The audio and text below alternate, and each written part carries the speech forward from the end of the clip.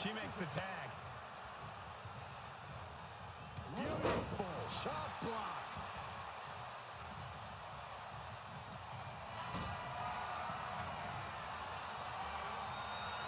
Hoisted up high here. Oh shit, I almost forgot that motherfucker was off. My bad. Oh, God. Yes, sir. Hope everybody's doing well this evening. Jawbreaker. Just chilling, man. Partner and tags out. Tag made. Here we go. Frankensteiner.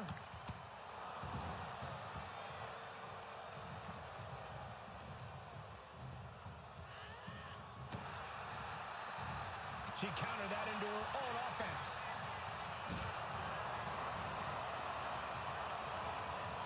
Calculating the next move here.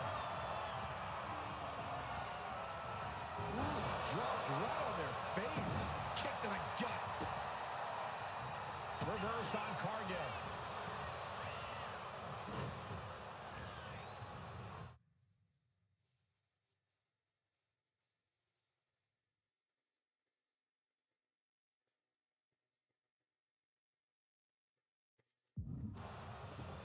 Leaning on the turnbuckle here.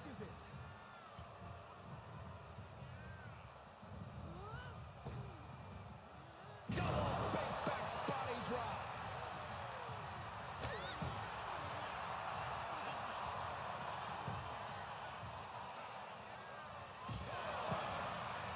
Ooh. Oh.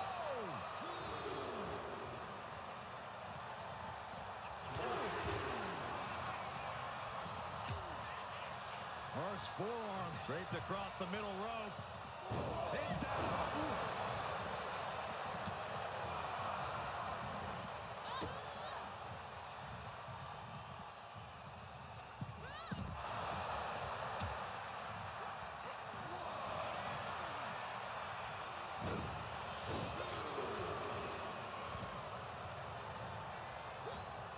There's a headlock applied and face buster. Cover! And she breaks the count. Refusing to give up even an inch of ground as this match continues. Caught that and reversed it. Counters on top of counters, and these opponents are at an impasse. What a display of strength here. And going for body blows is a good way to drain your opponent. Uh-oh, jawbreaker. Call it Dennis. And she makes the tag.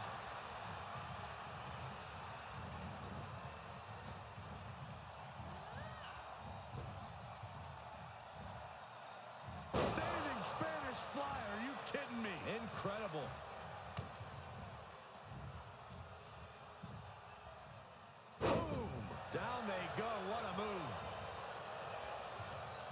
Solid punch. Downs their opponent with a snapmare off the ropes. Flash!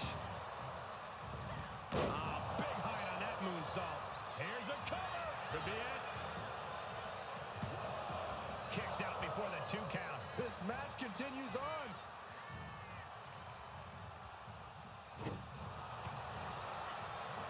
Intercepted by Jade. Elbow drop.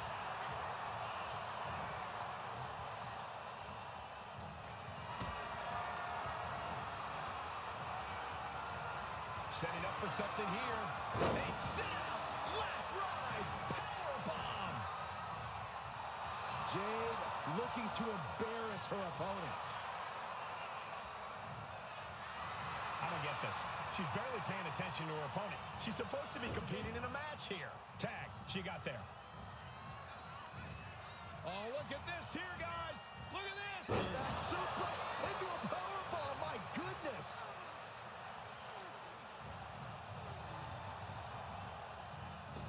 Pump kick on target. She covers for the pin. Teammate intervenes just in time.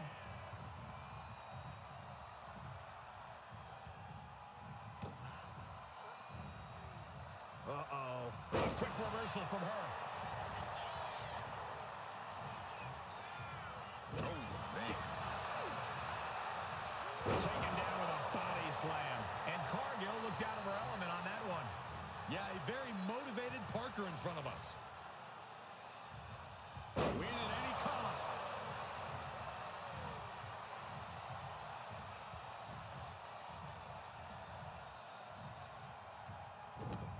Oh, this is not good at all. The pendulum backbreaker stretch. Able to make the tag.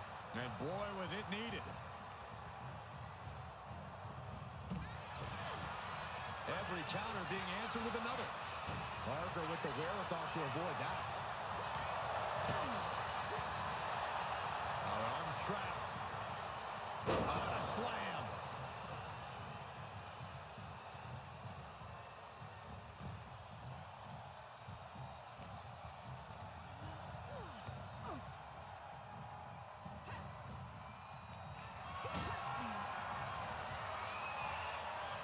And Jada didn't see that coming.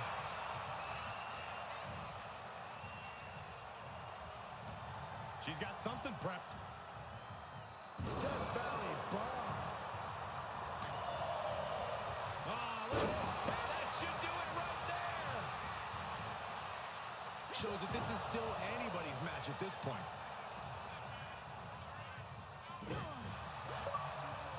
Boot to the stomach gives them separation.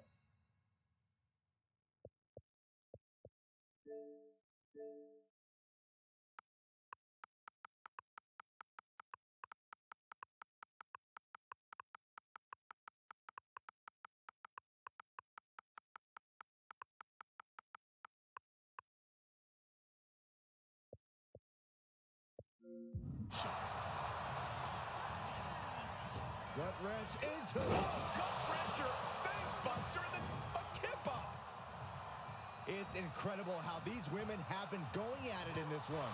What's really incredible is that they still seem far from finished. She makes the tag.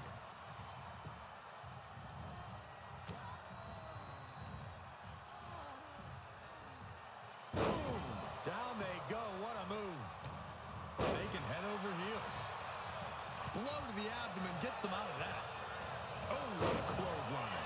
And that's got to disrupt Stephanie's focus. Yeah, Kalani looked confident going on the attack. Turns it around.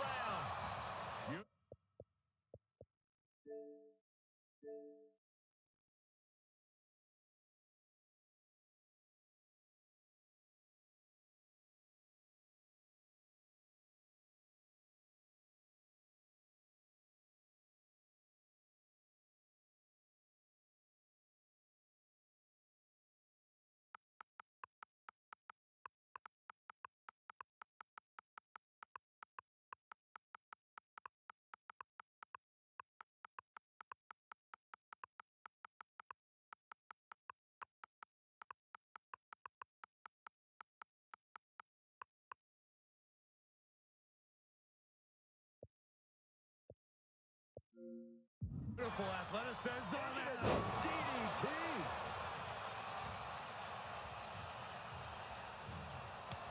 Counter by Jordan.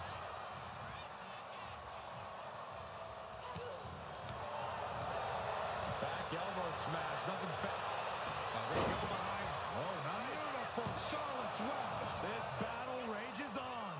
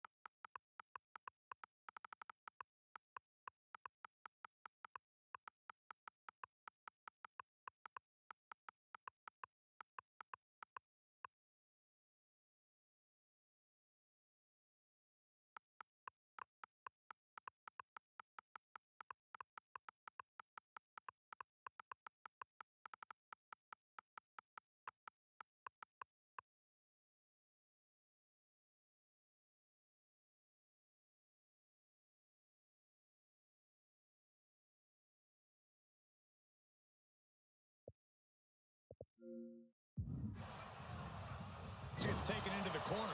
Needs to get out. This has been such a back-and-forth matchup. She looks like she's willing to do anything to end this thing. She may have to. These two have battled back and forth, thrown everything they have at one another. But what on earth is next? Steadily climbing. What could she possibly be thinking? Yo, Scrabble Beast, you still here, brother? My bad. My bad, bro. I'm sitting here talking and the mic isn't even on. What's good, brother? How you doing?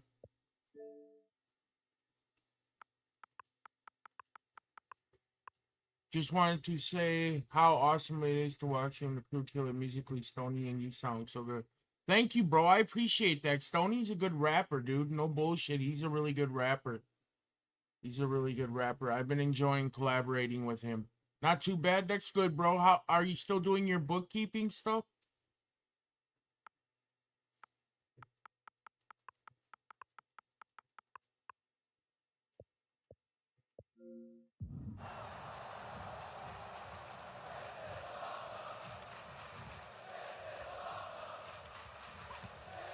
And she reversed it. Single leg drop kick. Oh, put the brakes on for Kerr. Nah, I got fired. I have an interview at Big Five tomorrow. Well, I hope everything goes well, bro. That sucks, bro. What did you do? Like, I don't care, you know, like, in that regard, like, I don't care what you did because it's, you know, that's your shit, but I'm just curious, like, what happened, bro? Go ahead and eat defeat.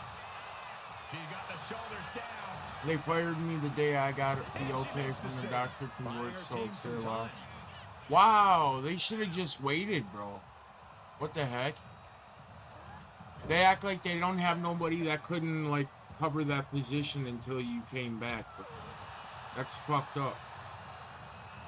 That's what I say, though, bro. Whenever there's, like, workers that are good or experienced, bro, they try to get rid of them so they can bring in the newer guys, bro, so they can pay them less.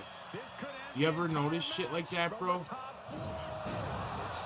They said, hey, time for healing, and they said I didn't show up. Wow. That's retarded, dude. She pops the shoulder up and one. They could have at least a blessing in disguise. Yeah. Did it pay good, though? The pay was good, though, right? What a forearm. Oh. Right to the spine. I'll never sue. Just stretching out the arm. Yeah. Shit like that isn't even worth it, dude. Not with all the lawyers and shit you gotta go through.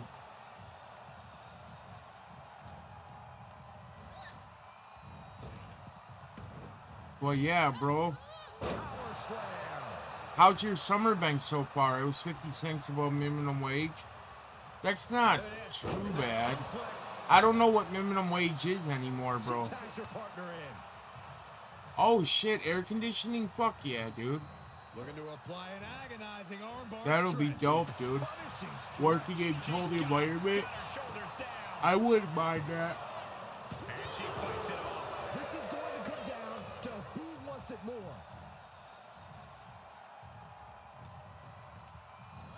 Sent into the corner. What is Big Five? Is that like a restaurant? Handle. Is Big Five a restaurant? On a leg drop, bulldog. Kalani heads up. This is going to be good. Up high. Five-star frog splash. Even if for a transition these peeps seem chill, one has a ponytail. Oh, it's a sports store. I never heard of that before. So it's kind of like, you ever heard of Dunham's before? I don't know if you ever heard of Dunham's. I worked at a golf course. Oh yeah, you did say that. You did say that. And I think I asked you if they ever hit your golf caddy with the golf ball, and you said you didn't run the caddy. Boom. That puts her on the offensive. And she's tagging out. Boom. You can How did you like that job though, bro? Like, were you able to play golf while you worked there, or did you just work? Caddies are for Richies. Richies. Hey, that's funny.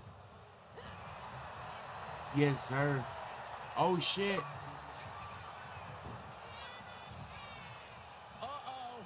It's a counter for pass.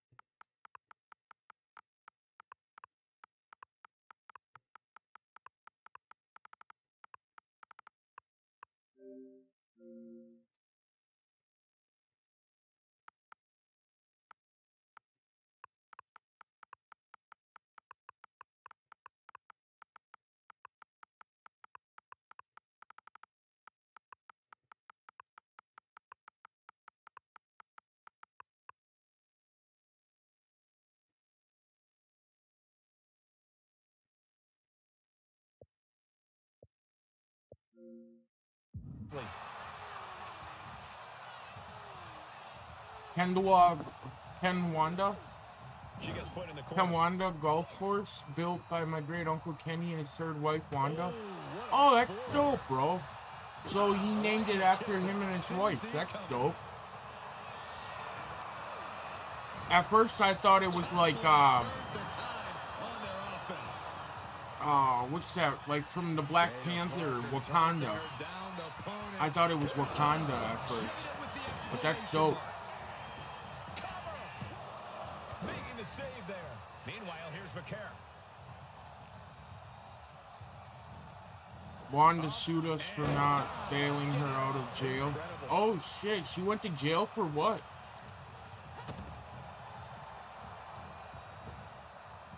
Caught with a neck breaker.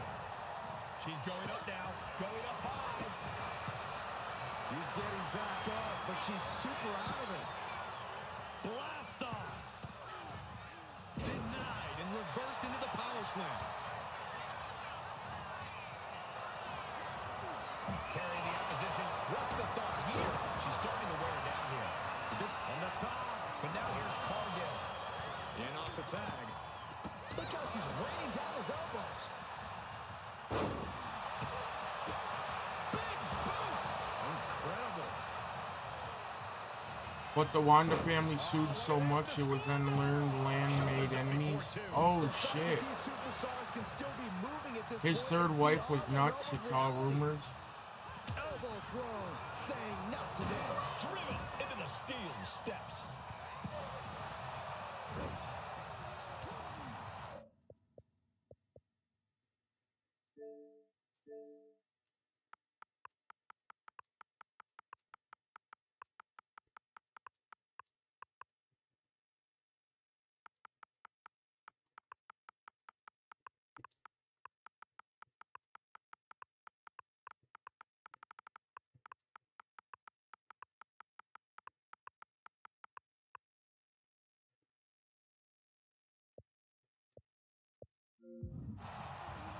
Counter. Saw it coming.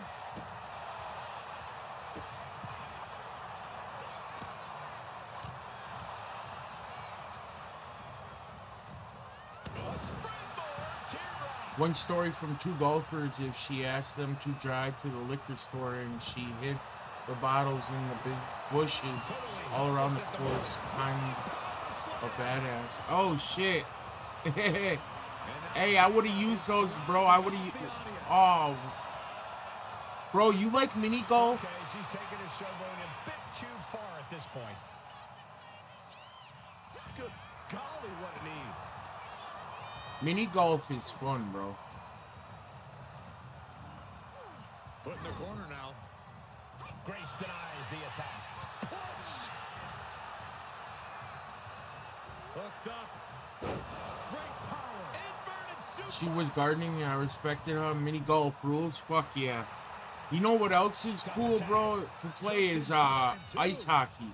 Not like in the rink, but you know, like that game that has that little puck on the table and you hit it back and forth to try to get it inside the fucking slot.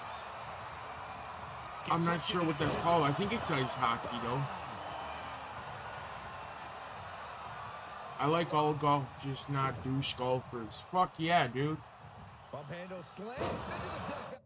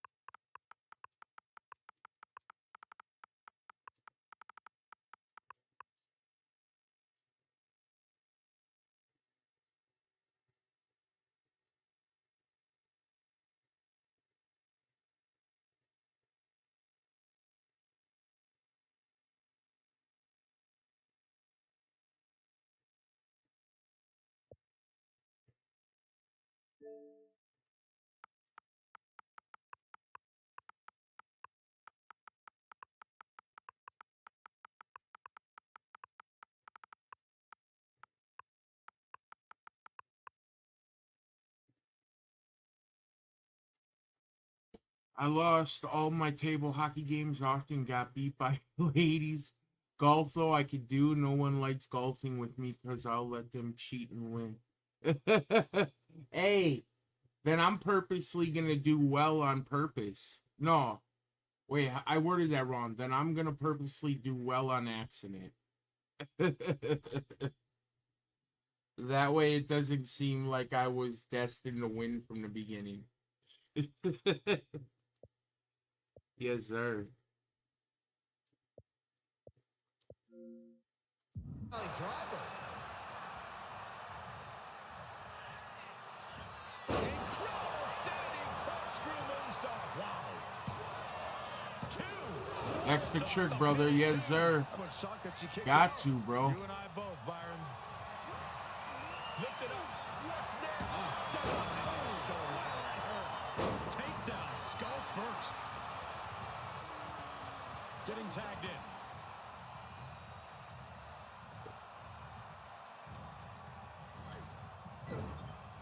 Kick. Repeated headbutts. Bludgeoning their opponent.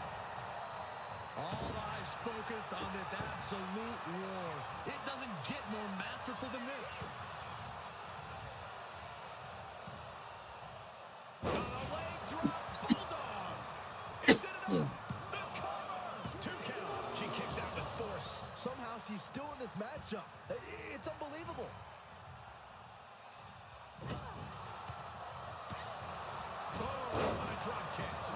You get it? There's the tag. Go. Yeah, I do. I definitely do, bro. I definitely do. You saw that coming. I mean, that's nice of you to do shit like that, though. But sometimes, bro, you can't let people win shit. Because you never know, bro. They might be on the same type of mindset you are. You know what I'm saying? Where they're like, all right, I'm going to let him win one and then I'm going to take advantage. You know what I'm saying? Like, that's why I always try to give it my all right away, bro. Just so that way I can say I tried. You know what I'm saying, brother?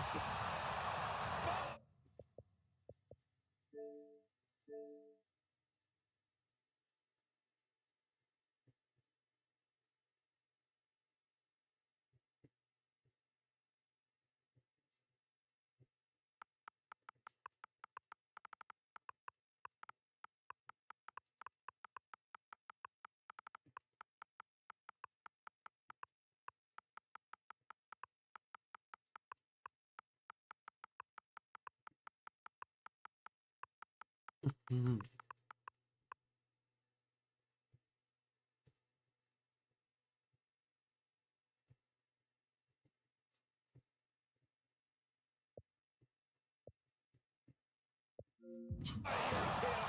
Taking even more damage. She can't be thinking clearly right now. I have no idea how she's still standing. Side slam. Cover. She still fights out in one. She just will not give up, Cole. Yes, sir. What you doing, Scrabble? I'm not ignoring you, bro. I'm here and I'm not busy, bro. I'm just watching until you reply. I'm just chilling. She's showing incredible resiliency. And now it's reload time. Time to find another moment to pull off that one more time. Being placed onto the top rope. That can make an opening for her.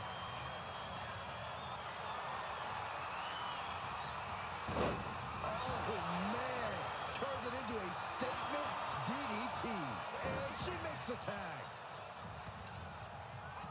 Jade dodges that attack. Needed the midsection into the pump handle. Here we go. X-Factor.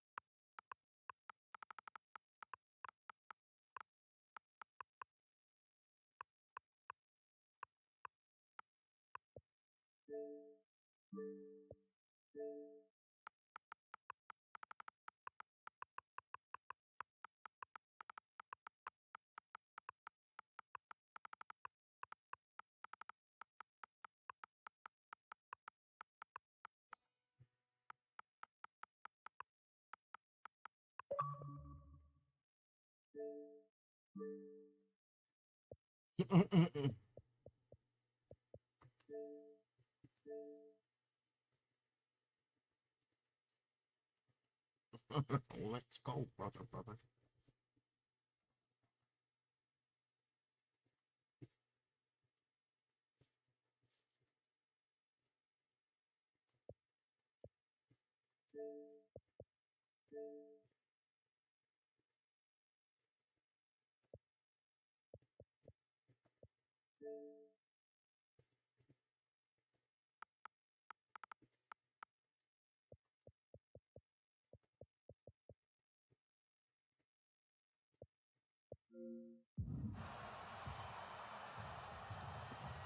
Yes, sir. Oh, That shit. catches Jade looking. Slice play. Slice bread. Jade's fully intent on ending things here. I'm still here. Just chilling in the moonlight. Oh, square shot with the back elbows ends that. Big-time power slam. This arena has come unglued. You can feel the foundation shifting with every turn in the match. Somebody called vintage. Manages to reverse it. All wrapped up. Beautiful fireman's carry takedown. And once again, it's her torso area taking the punishment. Real European uppercut.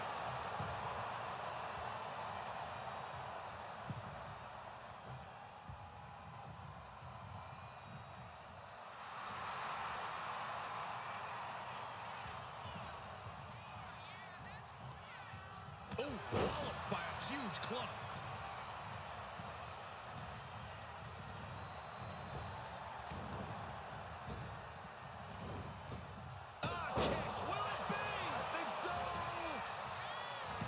The save, and this match continues. Here comes her partner.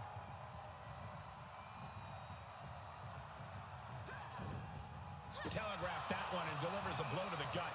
A clinic of counters being put on by these competitors. Spine buster.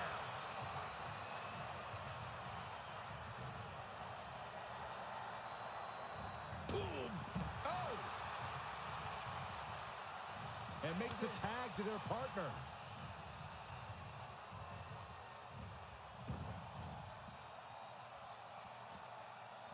As the arm bars stretch in. Looking for something big here. Take off. Good Lord. Taking flight. Coming down on their opponent like a sack of bricks.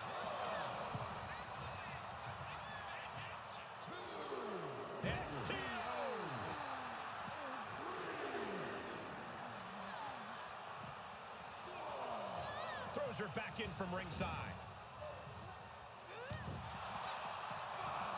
Oh, using your head to counter that. And now gets tossed into the ring.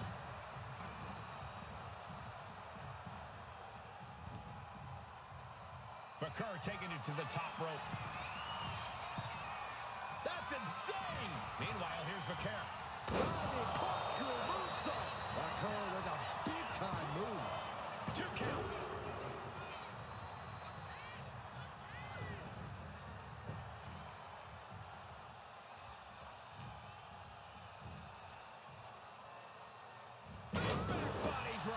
She decides to tag out. Lola isn't looking good as she stirs back up. Broken up with a fist to the face. Scissors kick. Sucker. She's looking winded now. Yeah, this tag team match has seen its fair share of tide changes, and it's not over yet. Roundhouse kick.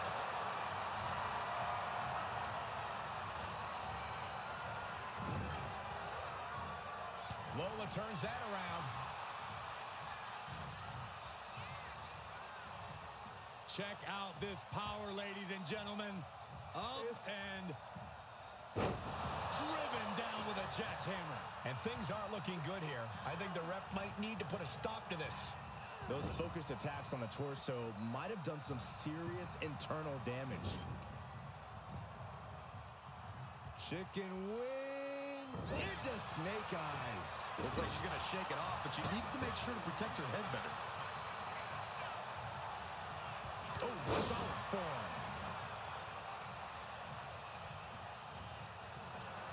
Carried in a jeopardizing position here. Scoop slam. Makes the tag.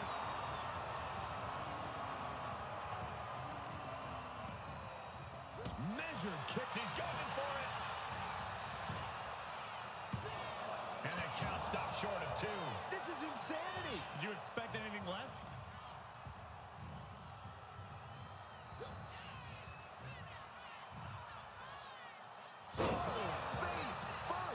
Check your nose. Knew what was coming there. Ooh, clothesline delivered.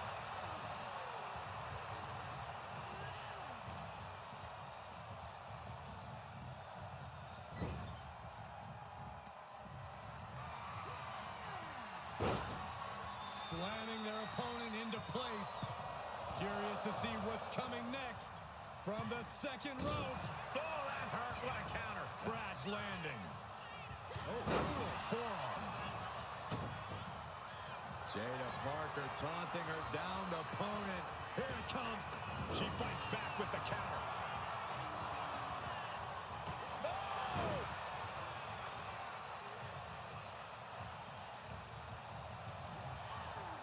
Leading her into the corner now. Taking a moment to get pumped off of this crowd's incredible energy.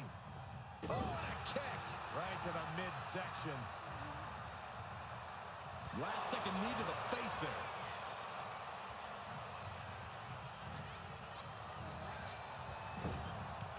Oh, caught the kick, intercepted. Oh, dragon screw. And she's looking intent on delivering something big here.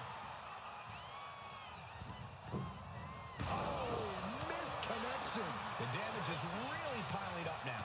Take it on cover. Is it enough? 3, no. Getting dangerously close to ending it all there.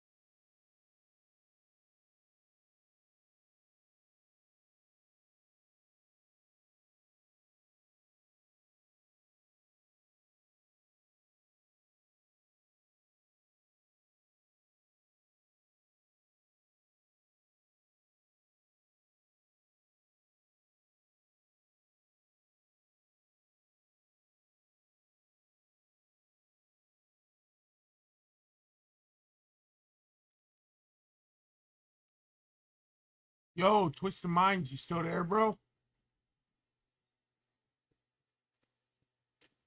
Twisted Minds, you still, my bad, bro. You still there?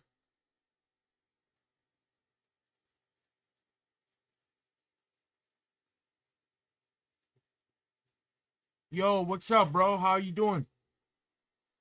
Oh, just getting comfortable. Fucking back hurts. I'm alright, though. I'll be straight. It's my back hurts. What's up with you, bro? Yeah, I was just chilling in here and writing, listening to the beat now. Hey, okay. Yes, sir. You got anything planned for the weekend, bro? Just gonna make music and chill. It's been a busy day. Yeah. Fucking Sonny and them were working on I just popped into his live for a little bit. He was working on a beat for See the Rapper. They were doing Beavis and Butthead. Ugh. I'm going lives Saturday and Sunday. Fuck yeah, bro. I'll definitely watch. Just text me. Just text me on the phone, bro, when you're about to go live and I'll tune in, okay? Just in case it doesn't notify me. Yeah, bro. Yes, sir.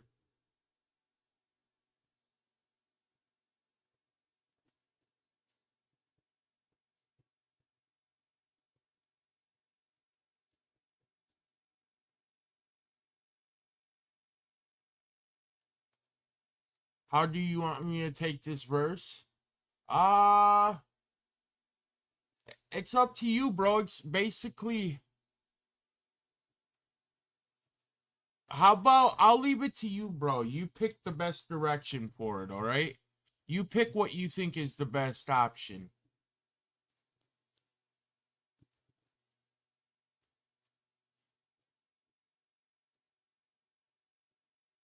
Yeah, bro. I trust you, bro. You're good at what you do, bro. It's no problem. I trust you.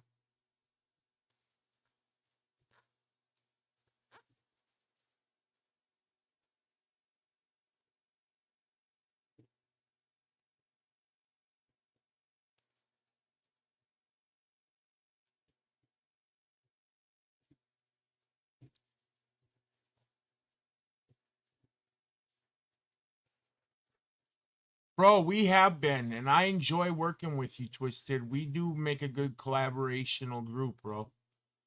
Hey, I hope we become really good friends in the future, bro. I know we're building up to a friendship right now, but I hope we become really good friends with music and shit. That way, like sometime, like whenever you want to do a song or something, you're like, yo, THC, what up, bro? Hey, I need you to get on the track. All right, I got you. Hey, fuck yeah, bro.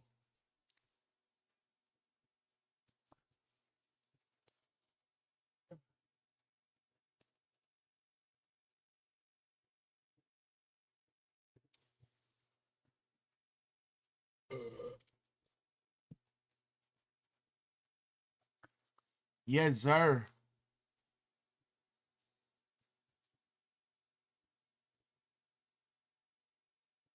Damn, I'm trying to think of, but it's coming along.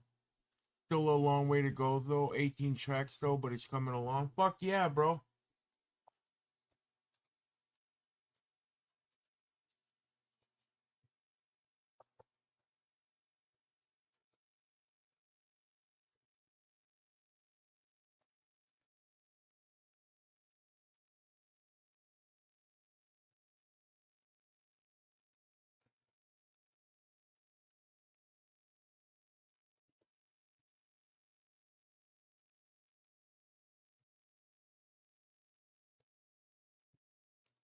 Fuck yeah, bro. I'm proud of you, dude. You haven't given up on this shit. Going to finish up the writing and jump on this mic. Almost done. All right, brother. Fuck yeah.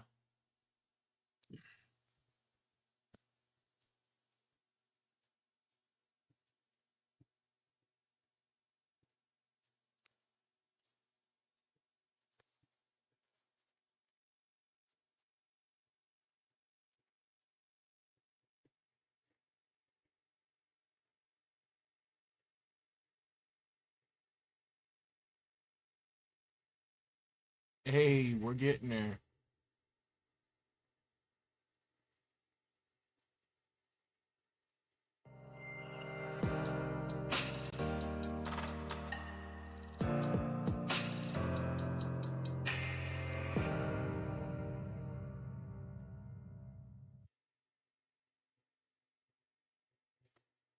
Yes, sir. Hey, I appreciate you, Stony. Text me or whatever, bro, when you're done.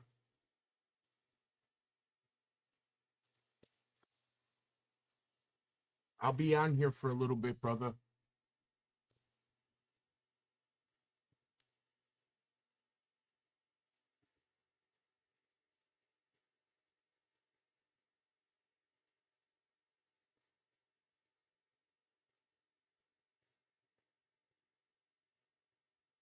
With Lucid, agile teams don't have to start from square one.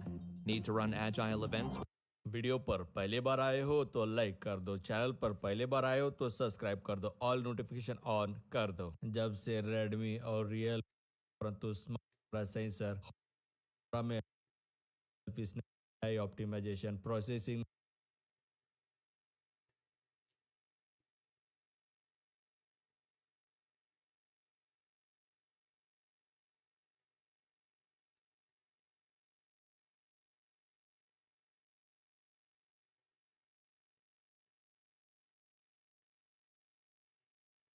Hello kiddies, your Uncle Spurt here, and today we're having a good old squint at the Honor 400 Pro.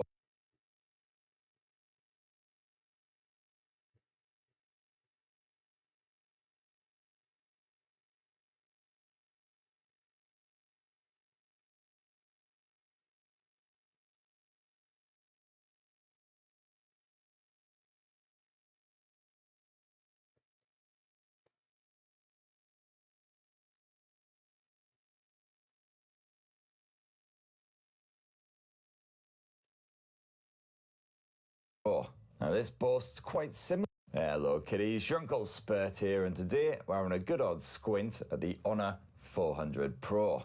Now this boasts quite similar specs to Honor's Billy Big Bollocks flagship phone, the Honor Magic 7 Pro, plus a thigh stroke of the gorgeous design that is deeply reminiscent of those Huawei Pura flagships. All for the seemingly lovely price of just £699, making the Honor 400 Pro appear to be a more affordable flagship rival, so the stiff competition for the likes of the OnePlus 13. Well, I've had my Sims stuffed inside of the Honor 400 Pro for a week now, so here's my full review, and for more on the latest and greatest tech, please do subscribe, ding that notifications bell. Cheers! So my first impression of the Honor 400 Pro was very much, yeah, this looks like a really nice premium smartphone. It also bears a striking resemblance to Huawei's own Pura smartphones.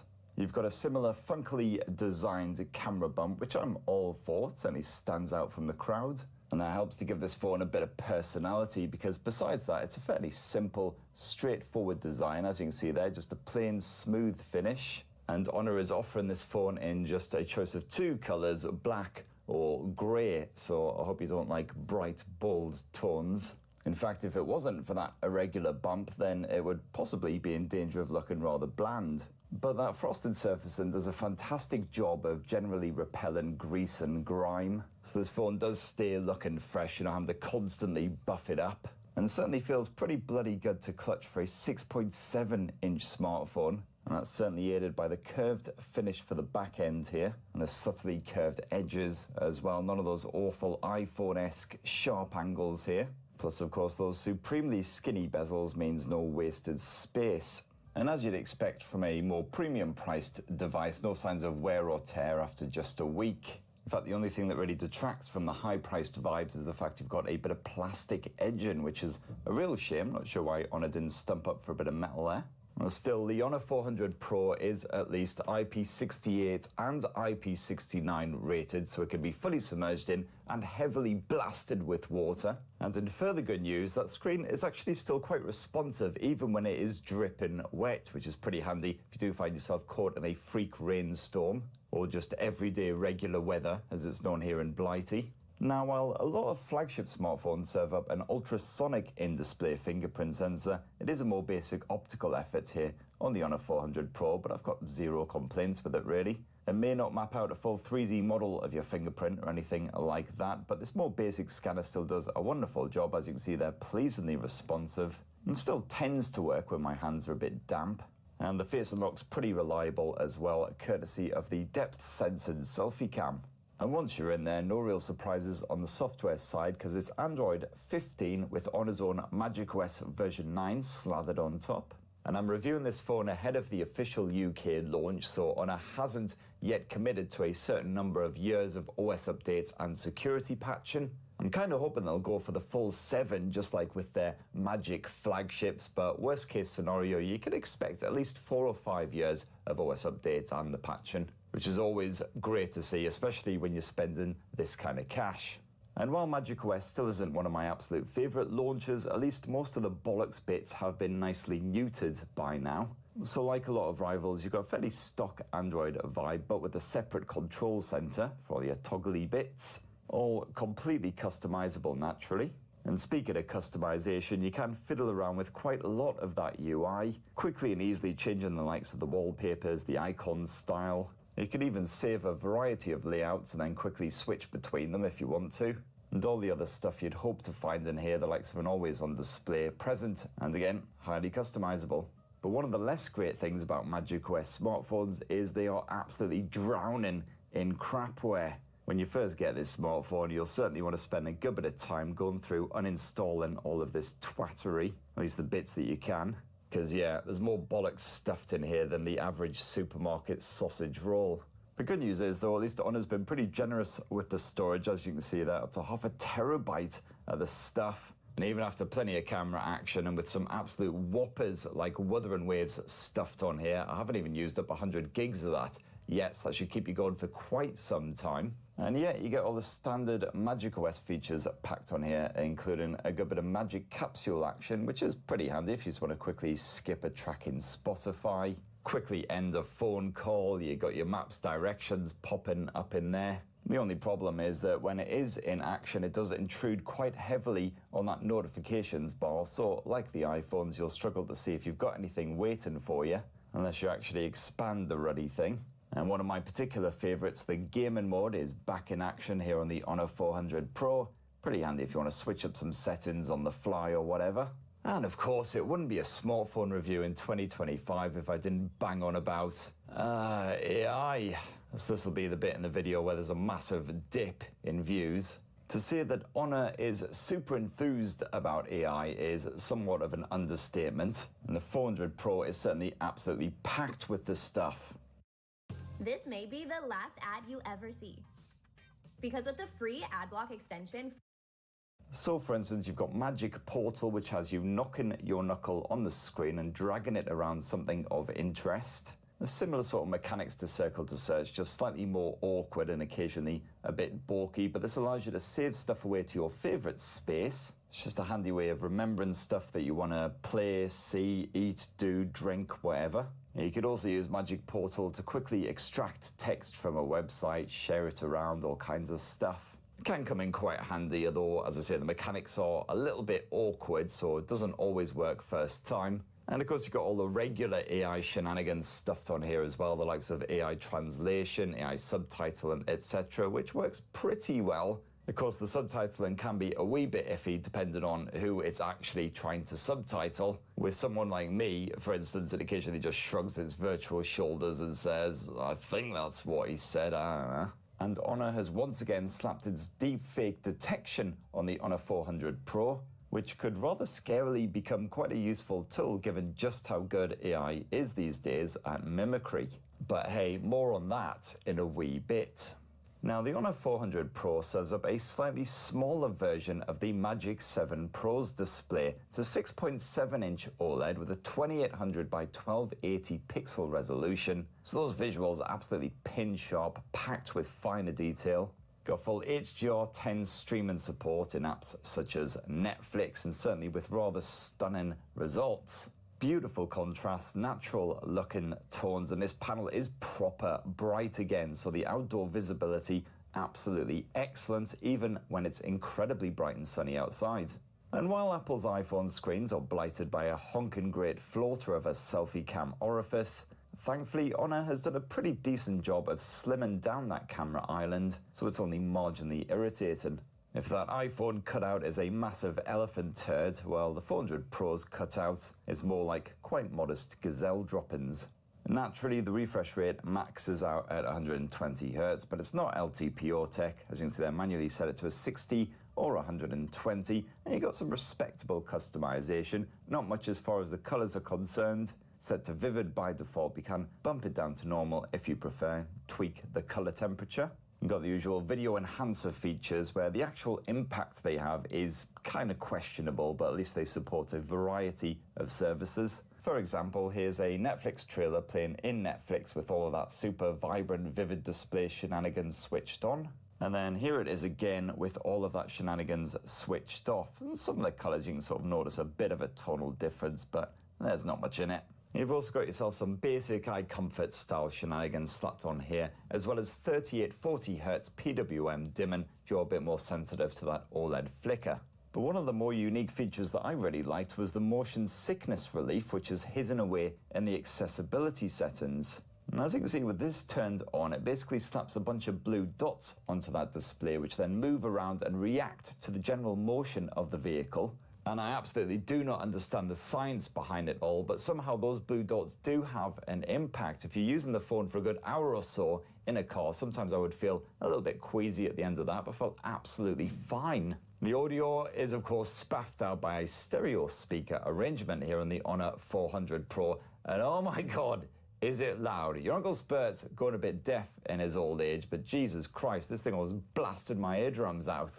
You got the usual marketing toss on here of a high volume mode, as you can see there, 200% high volume. Let me tell you, the only time you'll need to go that high is if you're trying to watch a bit of Netflix while there's an actual earthquake going on. And the clarity is still pretty strong, even when you do max it out. Vocals come through nice and crisp and clear. And as usual, I wouldn't use this to actually listen to music. Always hug up a pair of Bluetooth earbuds or headphones, and I've had subtle problems in that department this past week either. The streaming has been absolutely flawless. And the performance comes courtesy of Qualcomm's Snapdragon 8 Gen 3, its older flagship chipset, rather than the fresh new 8 Elite like a lot of flagships are using. It's kind of a shame because you can get the 8 Elite stuffed into smartphones around this price point. But hey, the old 8 Gen 3 still boasts some pretty serious grunt for gaming and other intensive tasks, helped along by the 12 gigs of RAM. The likes of Wuthering Waves played nice and smoothly on the higher graphics settings, no worries whatsoever. And while the Honor 400 Pro did start to heat up a wee bit after about sort of 20-30 minutes of gaming, thankfully I didn't see any throttling, even if I was smashing my way through endless waves of Gribblies for well over an hour. So not quite as powerful as that Magic 7 Pro, but certainly will more than do the job for anything you could possibly hope to throw at it. As for that battery tech, we've actually got a slightly increased capacity on the Honor 400 Pro versus that Magic flagship. It's a 5,300 mAh cell, so absolutely no battery stress or woes whatsoever this past week. I found that even with 7 or 8 hours of screen on time, pretty mixed use, lots of Spotify and Audible streaming in the background, I would only just be touching on sort of power battery saving mode territory by the time I was finally tucked up with Teddy. That generally involved a fair bit of camera action as well. So brilliant battery life all around, perfect for more demanding users. And if you do need to quickly juice it up before you head off out for the evening or whatever, no worries, you've got 100 watt fast charging support here. Again, same as that Magic 7 Pro, and slightly slower 50 watt wireless charger, which still beats the crap out of pretty much every other flagship out there. And so why don't we finish this delightful wee saunter through the wonderful world of the Honor 400 Pro with a squint at the old camera tech. And what you got here is a triple lens setup, and unlike some rivals, there's no partnership with an optics brand like Zeiss or Leica, as you can tell from the lack of branding. And the main shooter here is a 200 megapixel 1/1.4 inch sensor. And you got yourself 3 main filters to choose between when you are snapping away. The default being vibrant, and the other 2 being the suspiciously similar sounding natural and authentic. And I stuck with natural for the majority of my testing, which promised the least amount of processing and greater suitability for a majority of scenarios. Unfortunately, I did find that quite a lot of my photos were still saturated when I shot with the main sensor, especially when the lighting was rather strong. On the flip side, the image quality can get a little bit noisy when the lighting is weak, while tones can sometimes skip about a bit, sometimes appearing unnaturally warm. But as long as the lighting isn't too cack, the Magic 7 Pro generally did a pretty decent job, created some quite atmospheric shots at times. You got a bit of motion sensing for action shots, definitely worth slapping on when you're snapping your kids, cats, etc. Although as usual, in softer light, you'll still occasionally get a bit of blur. And in portrait mode, you'll get some rather nice bokeh, as well as the usual choice of filters if you want them. Now, the Honor 400 Pro also serves up a 50 meg telephoto shooter using Sony's IMX856 sensor with optical image stabilization. And this produces more natural looking stills than the primary shooter. You get none of those saturation issues. You got 3 times optical zoom and, of course, naturally AI sharpening shenanigans, which takes over between 15 times and 50 times zoom levels. And you'll generally get quite crisp looking pics even after cropping in quite far. And then last up is a more basic 12 meg ultra wide angle shooter compared with the Magic 7 Pro's 50 meg effort. And this can be used for macro, and it again manages to avoid any real saturation, but does struggle more in lower light conditions. If you like a bunch of camera modes, well, good news, there's tons of the buggers crammed on here, including all the regular stuff, super macro, high res, night video. And yes, you do have a pro mode where you can fiddle around with the camera modes, well, in lower light conditions. If you like a bunch of camera modes, well, good news, there's tons of the buggers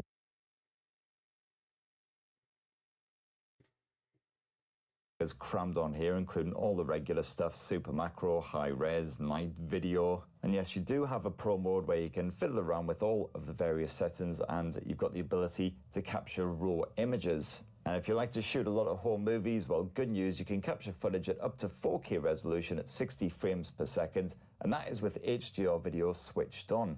And I did find that HDR has a real impact in those more contrasty scenes, producing some gorgeous visuals at times. Though the picture quality in general does look rather soft and flat when you move to more ambient lighting, even at that 4K resolution.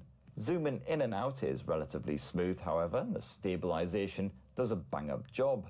And those mics are incredibly sensitive. They can pick up audio clearly from all directions. And Honor has thrown in a noise reduction mode, which frankly just muffles absolutely everything more often than not, including the vocals of anyone who's speaking in front of or behind the camera, so it is mostly pointless. 4K resolution footage. You do have noise reduction abilities on it as well.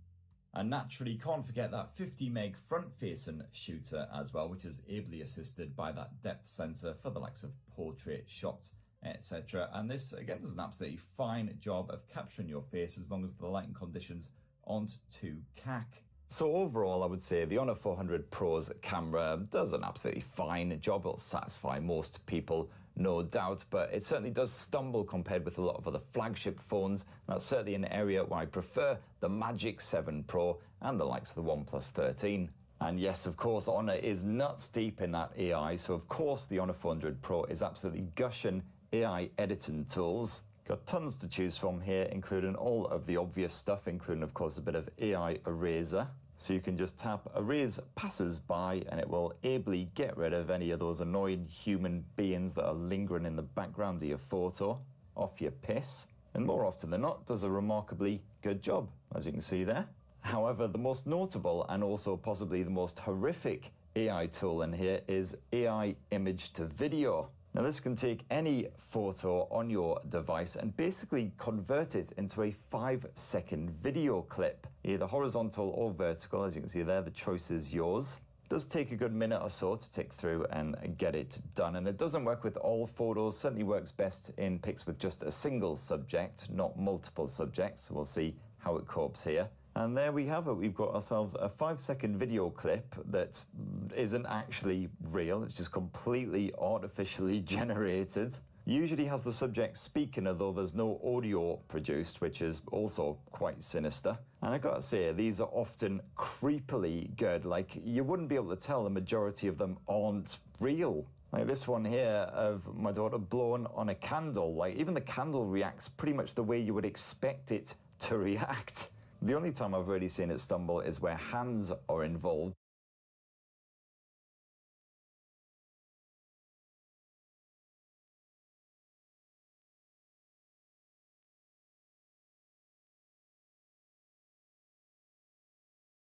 involved. As always, AI just does not get hands at all. It seems to think they're just like fleshy, flappy things devoid of bones. And honestly, AI with hands is kind of like me with tofu. I just real. Like this one here of my daughter blowing on a candle. Like even the candle reacts pretty much the way you would expect it to react. The only time I've really seen it stumble is where hands are involved. As always, AI just does not get hands at all. It seems to think they're just like fleshy, flappy things devoid of bones. And honestly, AI with hands is kind of like me with tofu. I just don't understand it as a concept. Here's one it produced of my cat, which again is just eerily realistic. And yes, this even works with really old photos that were taken sort of 10, 15, 20 years ago. In this case, yeah, a good 2 or 3 decades ago, because I actually had hair. And this whole thing is stupidly addictive, but I do also appreciate the irony of Honor trying to protect you from deep fakes while also creating deep fakes on the exact same device. And there doesn't appear to be any made with AI watermarking or branding going on, but presumably it's all stuffed away in the metadata. And yes, it's certainly stupidly addictive, but it is also worth pointing out that it does say limited time free trial on that start generation button. So at some point you can expect this to be a chargeable service. And there you have it, my lovelies. That is my full final frank review of the Honor 400 Pro. And gotta say, I've enjoyed using it this past week, even if it isn't exactly setting my world on fire. In the Trouser Tent rankings, it's probably about a 7.5 or an 8. You know, the performance might not be quite up there with the latest flagships, but it's been absolutely perfectly smooth for me. The battery life has been absolutely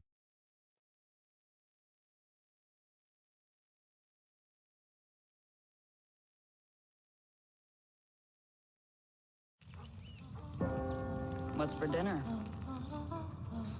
What's for dinner? So for the past few weeks, I've been testing out this absolute unit here, the Honor Magic 7 Pro, one of the first flagship phones to emerge in 2025. Although technically it's the global re-release of the original Chinese blower, now with all that lovely Google type stuff smashed in there.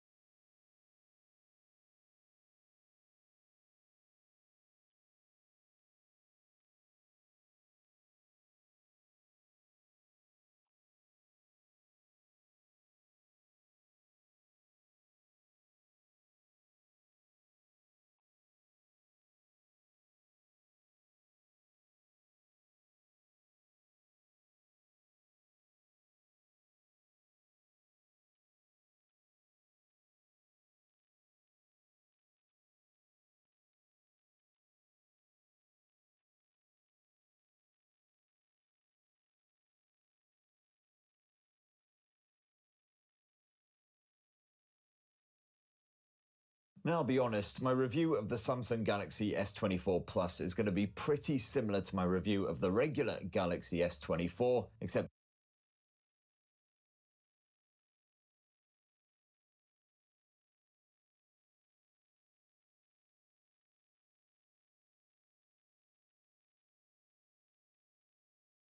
Occasionally I'll stop to go, phew, isn't it big? Which incidentally appears to be your mum's catchphrase.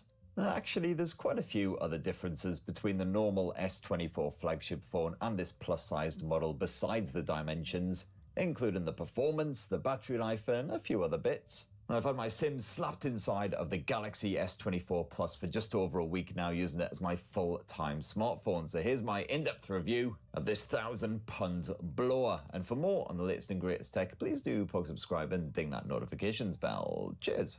Now, before the S24 Plus, I reviewed the regular Galaxy S24, which at 6.2 inches is considerably more pocket-friendly. Whereas this wee beastie is a far more typical 6.7 inches and therefore far less endearing to use one-handed, especially as there's no convenient camera bump to use as a sort of handy finger shelf. But at least the S24 Plus isn't quite as comedically oversized as the S24 Ultra, nor does it have unfriendly pointy corners that poke you in squidgy places when you stash this thing in your pants. And at a butterfly's ballsack under 200 grams, it's actually pretty light for a smartphone this size. Those screen bezels are suitably skinny, so there's no wasted space to speak of. Besides that dinky selfie cam orifice, it's a proper full display front with a flat finish. But yeah, just like the regular Galaxy S24, the Samsung plus-size model is a wee bit too iPhone-esque for my liking. It's kind of off-putting. I'd certainly like to see them completely refresh the design for the next generation, give it a bit more personality. But at least you've got a respectable selection of colours to choose from, including some nifty online exclusives. And this here amber yellow model is quite subtle as far as shades go, but it's certainly smart. And so far, still no scratches or wee nicks to ruin those aesthetics despite my rather heavy-handed approach to device care. Those armour aluminium edges also look box fresh, while the matte surfacing keeps grimy fingery shenanigans at bay. With Verizon Home Device Protect, when coffee meets keyboard, we cover it. When an alley-oop becomes an alley... And that display is made from the same Gorilla Glass Victus shenanigans as the back end, and touch wood so far, despite the lack of screen protector action, it's still, again, looking pristine. But that said, my regular S24 did scratch up a wee bit in that first week, so I would slap your own screen protector on there, especially given you just spent £1,000 frickin' pounds on this thing. Oh, and once again, it's fully IP68 water and dust resistant, so you can drop it in a bubbly bath taken in the shower, get it very, very wet indeed, and not stress about it. Now, you naturally will enjoy the same One UI experience on the S24 Plus as that vanilla Galaxy S24 phone, except everything is just a wee bit bigger. Good news if your eyes are as buggered as mine from too much internet fun times. Samsung has crammed sackfuls of fresh new features in here as well, most of them artificially intelligent-y type affairs and quite a few of them not actually cack. Now, I've already rambled on at length about all these new bits and the general One UI 6.1 experience in my rather lovely Galaxy S24 tips and tricks guide, which is, hey, live right now. So I won't repeat myself here because that's just a waste of some quality drinking time. Of course, you've got the usual quirks here as well, including that Samsung keyboard, which despite being injected with a massive fat syringe of AI goodness, still isn't quite as smart as the Gboard option, even if it can now turn your usual dumb replies into something kind of approaching eloquence. And then, of course, there's Bigsby, the virtual assistant who's about as useful as a jockstrap filled with angry wasps, and about as painful to use as well. But anyway, like I said, tips and tricks guide, get it in you if you want to know more. Now, one of the advantages of a virtual assistant is about as useful as a jockstrap filled with angry wasps, and about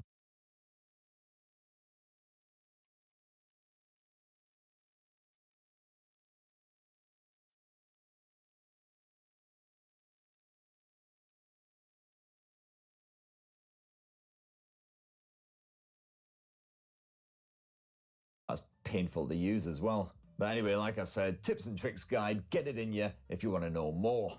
Now, one of the advantages of this plus-sized Galaxy S24 over the more compact regular effort is that 6.7-inch dynamic AMOLED screen, which is a more comfortable viewing experience for enjoying some top-class flicks. Not to mention less cramp-inducing when you're gaming on the go. Sammy has boosted the resolution for this generation, so the S24 Plus enjoys the same crispy Quad HD Plus visuals as the Ultra model, complete with banging contrast and full HDR10 Plus streaming support. You can tweak the color output to your liking, and if you go for vivid, well, animation and more vibrant images look absolutely ruddy gorgeous, popping right out of that panel. The refresh rate scales all the way from 1 Hz up to 120 Hz, so it can preserve battery life when you're not really up to much, and keep things looking nice and fluid when you are.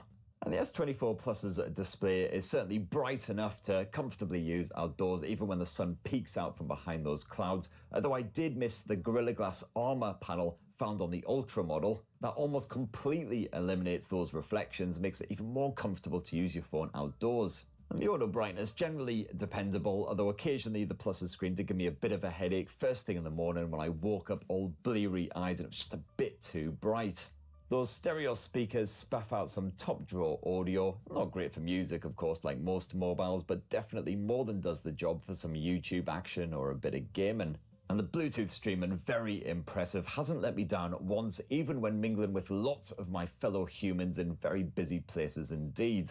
And it's more good news on the storage front, as the Samsung Galaxy S24 Plus comes with a minimum of 256 gigs of the stuff, unlike that vanilla S24, although as is the norm these days, not expandable via micro SD memory cards. Somewhat ironically, you've got to really scale down your budget by a £200 Galaxy A15, for example, if you want memory card support.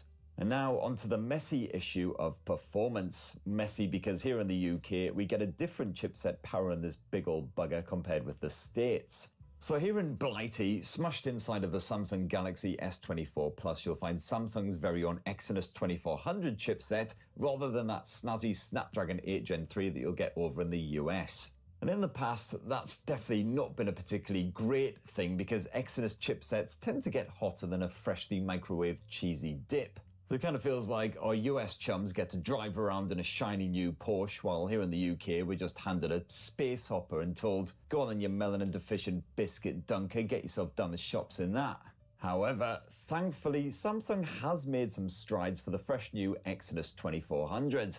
And while this chipset certainly struggled at times on the smaller Galaxy S24 with its 4 gigs less of RAM, here it actually copes admirably with pretty much everything you chuck at it.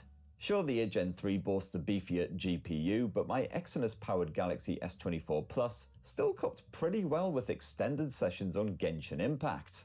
I found I could merrily wander about the wilderness for hours, staring at random stuff when I don't know what it is, and occasionally punching goblin things in the face, because I'm just a bit bored, and even though it's their land and I'm encroaching on here, well, I'm British, goddammit, this is what we do. I'm claiming this place for king and country, and also nicking all of your food and gold.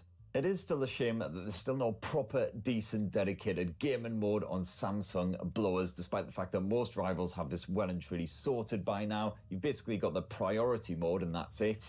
But on the whole, gaming fans, even those situated here in the UK, should be reasonably happy with the S24 Plus. Oh, and also, I believe that Exynos 2400 doesn't support Wi-Fi 7, but that's something they're only going to really start rolling out later this year. You'll struggle to find it much before then. And to be fair, I found the Wi-Fi connectivity and also the mobile connectivity absolutely spot on here on the Plus. I wasn't sat around waiting for web pages to load, videos to download, any of that stuff. Now, one of the big bonuses of the Plus model over the regular Samsung Galaxy S24 is the much bigger battery. It's almost as big as the Ultras, in fact, at 4900 mAh. We've also got the bonus of 45-watt charging support. So that's a match for the Ultra and also a step up from the regular Galaxy S24, which frankly was slow as balls. Of course, it is still tediously slow compared with many Chinese rivals here on the S24 Plus, so you certainly can't just expect to bung a cable in it, go off and have a quick munch on your Cocoa Pops and have a full battery by the time you've licked your bowl clean. And yeah, when it comes to battery life, the Exynos is again inferior to the Snapdragon. You'll get similar results when you're just messaging, streaming video, whatever, but the battery drains significantly faster when you're gaming. We're talking not much more than 3 hours of action on a full charge. But that is Genshin Impact, one of the most intensive Android titles out there on the maximum graphics settings and everything, so it is a bit of a battery drainer anyway. And with general everyday use, the stuff that really counts, the Galaxy S24 Plus certainly does not disappoint. You can absolutely rinse it with, I'm talking like 9 or 10 hours of screen on time on a full charge before that battery is finally fully drained. But when it comes to the optics, the Galaxy S24 Plus and the regular S24 are on even ground. Samsung has once again packed in a 50meg main sensor backed by a 10meg telephoto lens with 3x optical zoom and a simple 12meg ultra-wide shooter. This your bag, sir? What gave it away? Oh! You've got the exact same camera setup here with a main sensor backed by a 10meg regular S24 are on even ground. Samsung has once again packed in a 50meg main sensor backed by a 10meg telephoto lens with 3x optical zoom and a simple 12meg ultra-wide shooter. You've got the exact same camera setup here with all the same camera modes and features. And Sammy has also put those AI brains to good use, upgrading the quality of your photos with some nippy yet effective post-processing. So low-light shots are brighter and less noisy, while HDR pics are no longer whitewashed. You can choose to boost those tones with Samsung's Scene Optimizer, or just stick with more natural colours, my personal preference. And those portrait results are cracking and fully customizable as always. And Samsung's ultra-wide-angle shooter is dependable as always. As long as the lighting isn't too cack, you'll get pretty natural-looking results again with some pretty accurate tone capture. And the telephoto shooter is fine for family snaps and some touristy shenanigans, although obviously not as impressive as the dual zoom setup of the S24 Ultra. And you can once again record up to 8K resolution video at 30 frames per second here on the Plus if you want to, if you've actually got an 8K TV, and if you're rich enough to afford one of those, let's face it, you're probably going to buy the S24 Ultra, so why are you even watching this? As for the selfie cam, well, that doesn't sweat even when things get proper dark, with a night mode that is surprisingly good if you can just keep your hand and face perfectly still. But anyway, I've already massively banged on about that camera tech in my regular Galaxy S24 review, and as it's basically the same setup here on the Plus, I won't repeat myself, just go check that out if you want a more in-depth analysis. And likewise, the Galaxy S24 Plus boasts the same smart-ass photo editing features which can rescue even the cackest of cack pics in all sorts of clever pants ways, even removing reflections and other annoying people who dare to inhabit the same airspace as you. So that right there is my full final frank review of the Galaxy S24 Plus after using it as my full-time smartphone for a week now. And what's the verdict? Is it the awkward piggy in the middle of the fresh new S24 flagships? Well, I was quite sad to lose.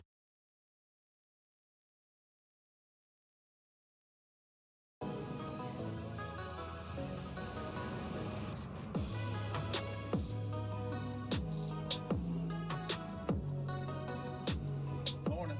Another day. Another real world test. Today we're doing a tie-dye. I like it. The bigger difference probably here.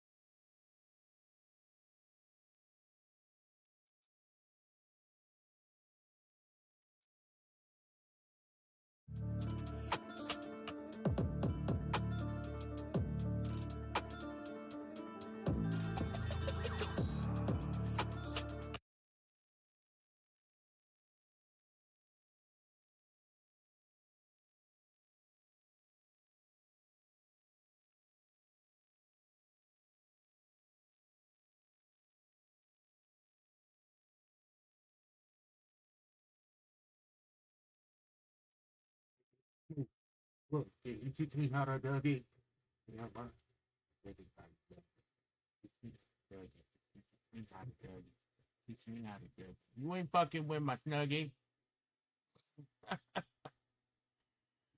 Oh, shit. Here's the middle child of the flagship S24 family, the Samsung Galaxy S24 Plus. It's bigger than the Galaxy S24, but there's more going on here than just the size.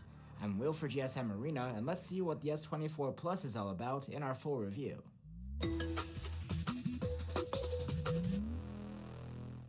The Plus models of the Galaxy S series have typically been the same phones as the vanilla ones, but bigger. This could be ideal if you have larger hands, and you get a larger screen and battery too. But this year's S24 Plus also brings another advantage. Its display has a higher QHD resolution. As far as design goes, you again get a flat back of Gorilla Glass Victus 2, but this year the finish is matte, not glossy. There are separate rings for each camera, as expected. The matte frame is made of a tougher version of Armor aluminum now, and its sharper edge is something new, adding a bit of extra grip. So wait, what is a happy Thursday though? Spike refresher, guilty pleasure, no fuss, no fist, no bubble. And as ever, the Galaxy flagships bring full IP68 rated ingress protection against dust and water. The S24 Plus's AMOLED display has a QHD resolution, and it's also slightly bigger than last year at 6.7 inches. It has Gorilla Glass Victus 2 protection and an adaptive 120Hz refresh rate. The higher resolution means that this panel is much sharper at 513 ppi. Samsung has also trimmed down the bezels a bit for this year's generation. Colors are quite accurate, and there's support for HDR10 Plus video too. Speaking of HDR, on the S24 flagships you can get a Super HDR preview on the viewfinder, as well as the gallery and supported third-party apps. The S24 series displays are all LTPO now, which means the smooth 120Hz refresh rate is extra adaptive, able to dial down as low as 24Hz when idling to save energy. Last but not least, the S24 Plus is even brighter than last year. We measured a maximum of 780 nits with the manual slider, and this boosted to 1450 nits in auto mode in bright conditions. The S24 Plus has a pair of stereo speakers with Dolby Atmos support. They're louder than last year, and the sound quality is very good, identical to that of the vanilla S24.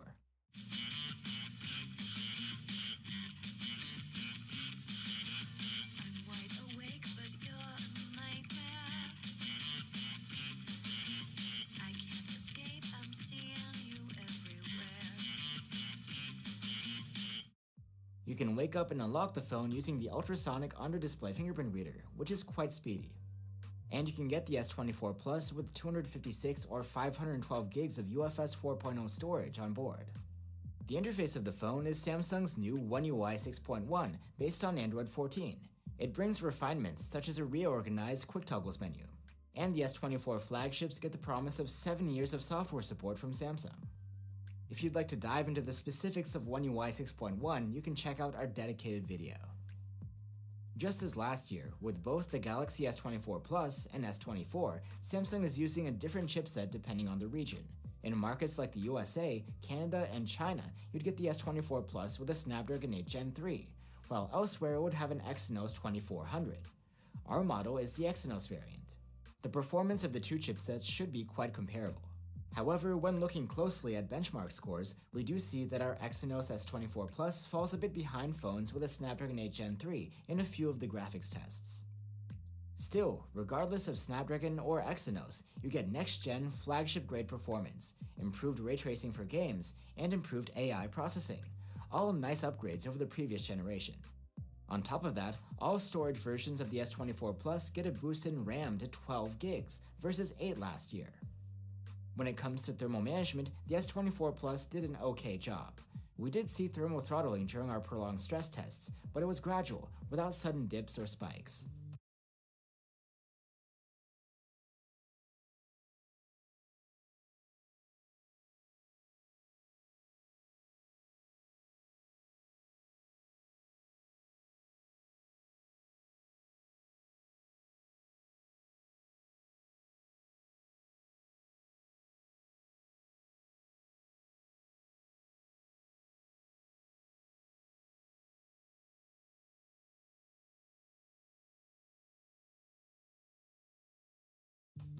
The S24 Plus has a slightly larger battery than last year. Now it's 4900 mAh. The battery life itself hasn't improved though, just the opposite. The S24 Plus earned a lower active use score of 12 hours and 30 minutes, and the S23 Plus had longer runtimes in most individual tests. Just like last year, the S24 Plus supports 45-watt charging. With a proper adapter and cable outside of the 3-amp cable that comes with the phone, we were able to charge from 0 to 74% in half an hour, and a full charge took 58 minutes. There's also support for wireless charging here.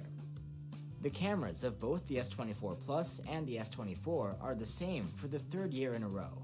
You get a 50-megapixel main cam, a 10-megapixel 3x zoom, and a 12-megapixel ultra-wide cam.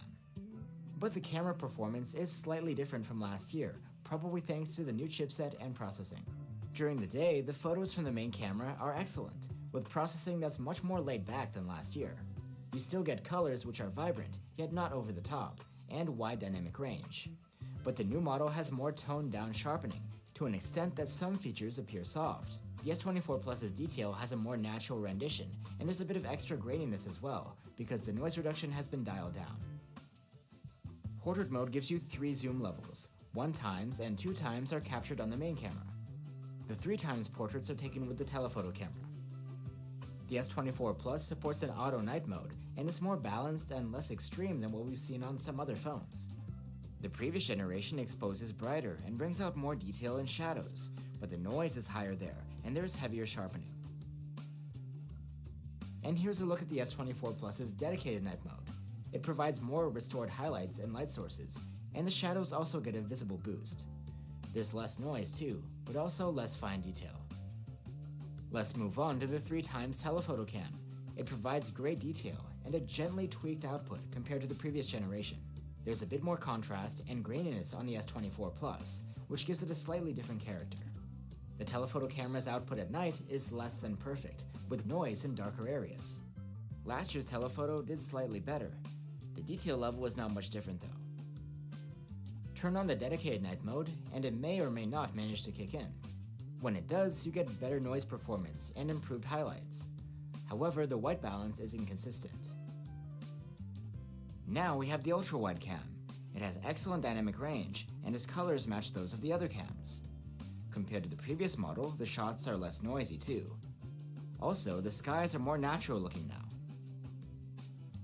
At night, the S24 Plus's ultra-wide camera does seem to have an overall improvement compared to last year. The photos are still noise though. Night mode does improve things, but similar to the telephoto, the ultra-wide exhibits unreliable auto-white balance in night mode. The Galaxy S24 Plus's 12-megapixel selfie camera with autofocus is the same as in the previous generation. Again, you get top-class selfies with excellent detail, low noise, and overall nice-looking colors. The S24 Plus records video in up to 4K at 60 FPS with all 4 of its cameras, and the main camera on the back can also do 8K resolution at 30 FPS. The video quality is thoroughly excellent in good light from all of its cameras. The colors are vibrant but realistic, and nicely matched between the different cameras. Exposure is on point, and dynamic range leaves no grounds for complaint. The detail is great on all 3 rear cameras too. Video stabilization is also superb on the S24 Plus. The cameras pan smoothly, and walking shake is nicely ironed out. In low light, videos from the main cam have respectable quality, with good detail and decent noise performance. Dynamic range is alright, and color saturation is maintained as well. So there you have it guys, the Samsung Galaxy S24 Plus. Compared to its predecessor, you get a stronger frame, a brighter, more adaptive, and higher res display, more RAM, a new chipset, the Galaxy AI features, and longer software support. However, there isn't a huge difference when it comes to the cameras this time around, and the battery life is actually a bit better.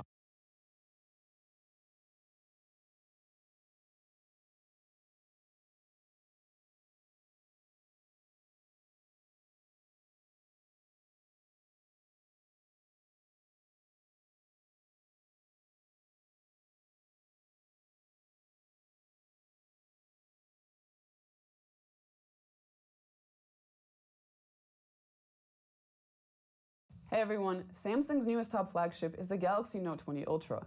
Its claim to fame is that super responsive stylus and a bunch of other features. You can check out our full review of it down in the description box down below. Overall, it's a great phone, But how is the camera experience? And is it any better than the already great S20 Ultra? I'm Angie for GS Marina, and this is our camera review of the Galaxy Note 20 Ultra. The Note 20 Ultra has a triple camera setup, and the majority of it is the same as the S20 Ultras. You have the 108 megapixel main camera, which features 9:1 pixel binning and a 12 megapixel ultra-wide cam. The main difference is in the 12 megapixel periscope zoom lens. Here it has a native 5x zoom level, is stabilized, and has a wider aperture. There's also no time of flight camera, but there is laser autofocus instead. The added laser autofocus should supposedly improve autofocusing in close ranges compared to the S20 Ultra. We didn't see much of a difference in good light when comparing the two.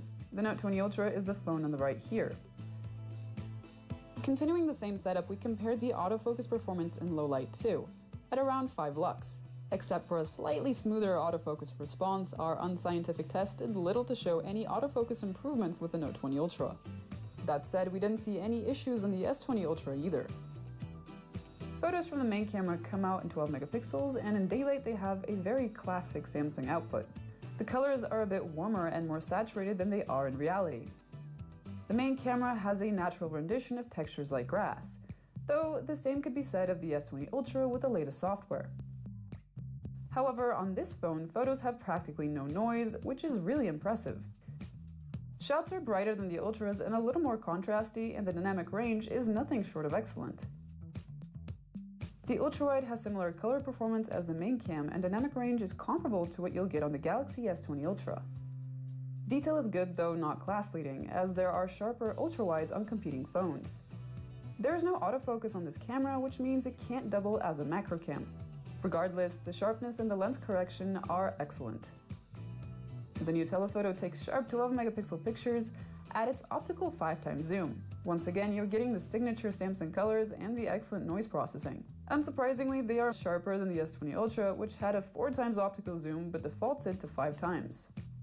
If you want 10x zoom, the Note 20 Ultra's performance is a pleasant surprise. In fact, the photos are as good as the ones by the S20 Ultra, but with a more moderate sharpening applied. In low light, the main camera delivers better image quality across the board compared to the S20 Ultra. Dynamic range is wider, color saturation is even better preserved, and we notice more fine details, perhaps because the noise reduction is less aggressive.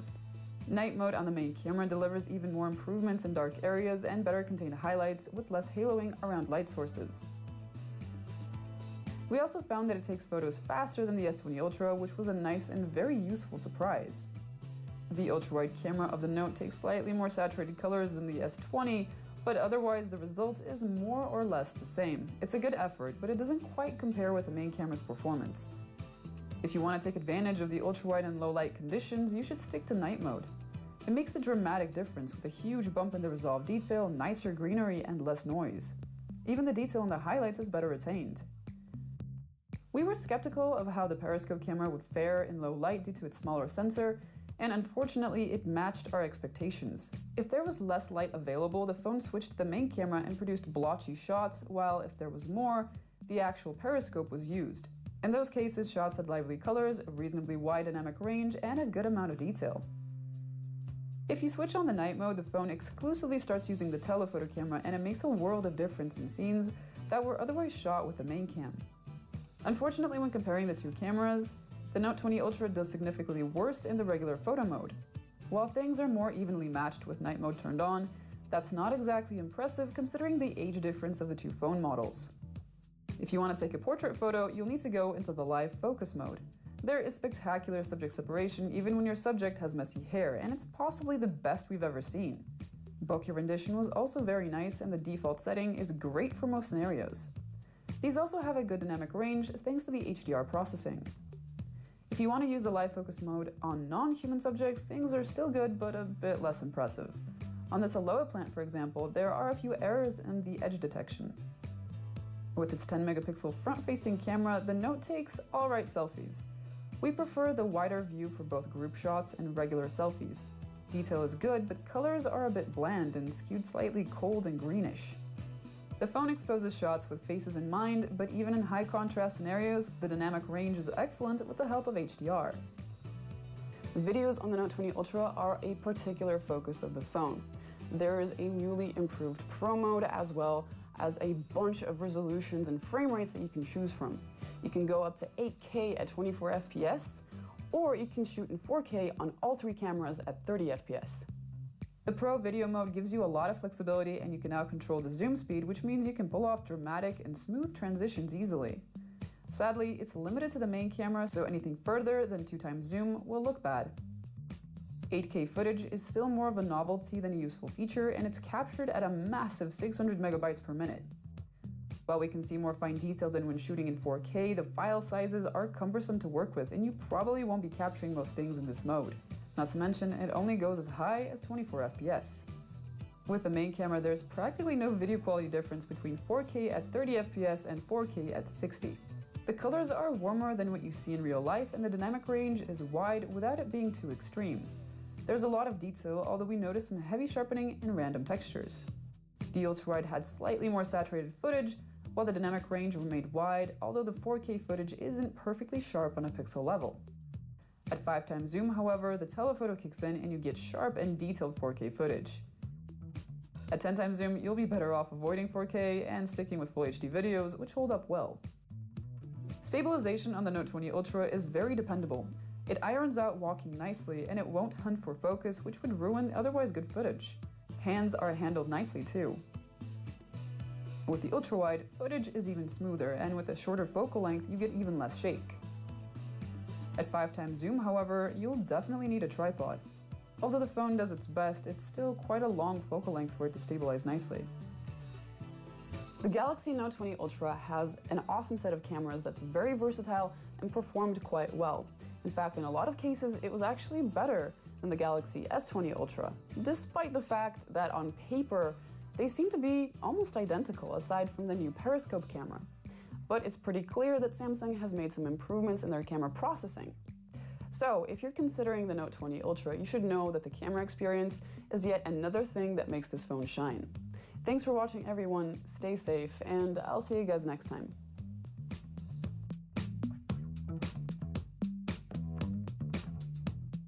Hey everyone, Samsung's newest top flagship is the Galaxy Note 20 Ultra. Its claim to fame is that super responsive stylus and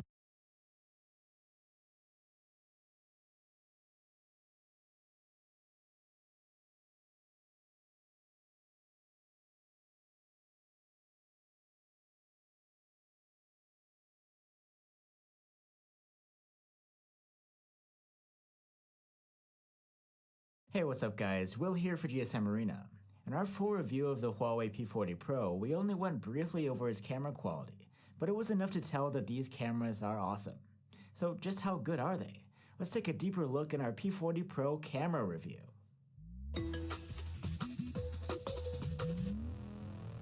The P40 Pro has a quad camera setup that's quite an improvement over last year's. There's a 50 megapixel quad Bayer main camera, a 40 megapixel quad Bayer ultra wide cam, a 12 megapixel 5x periscope zoom lens, and a TOF camera. Both the main cam and the telephoto have an RYYB color filter.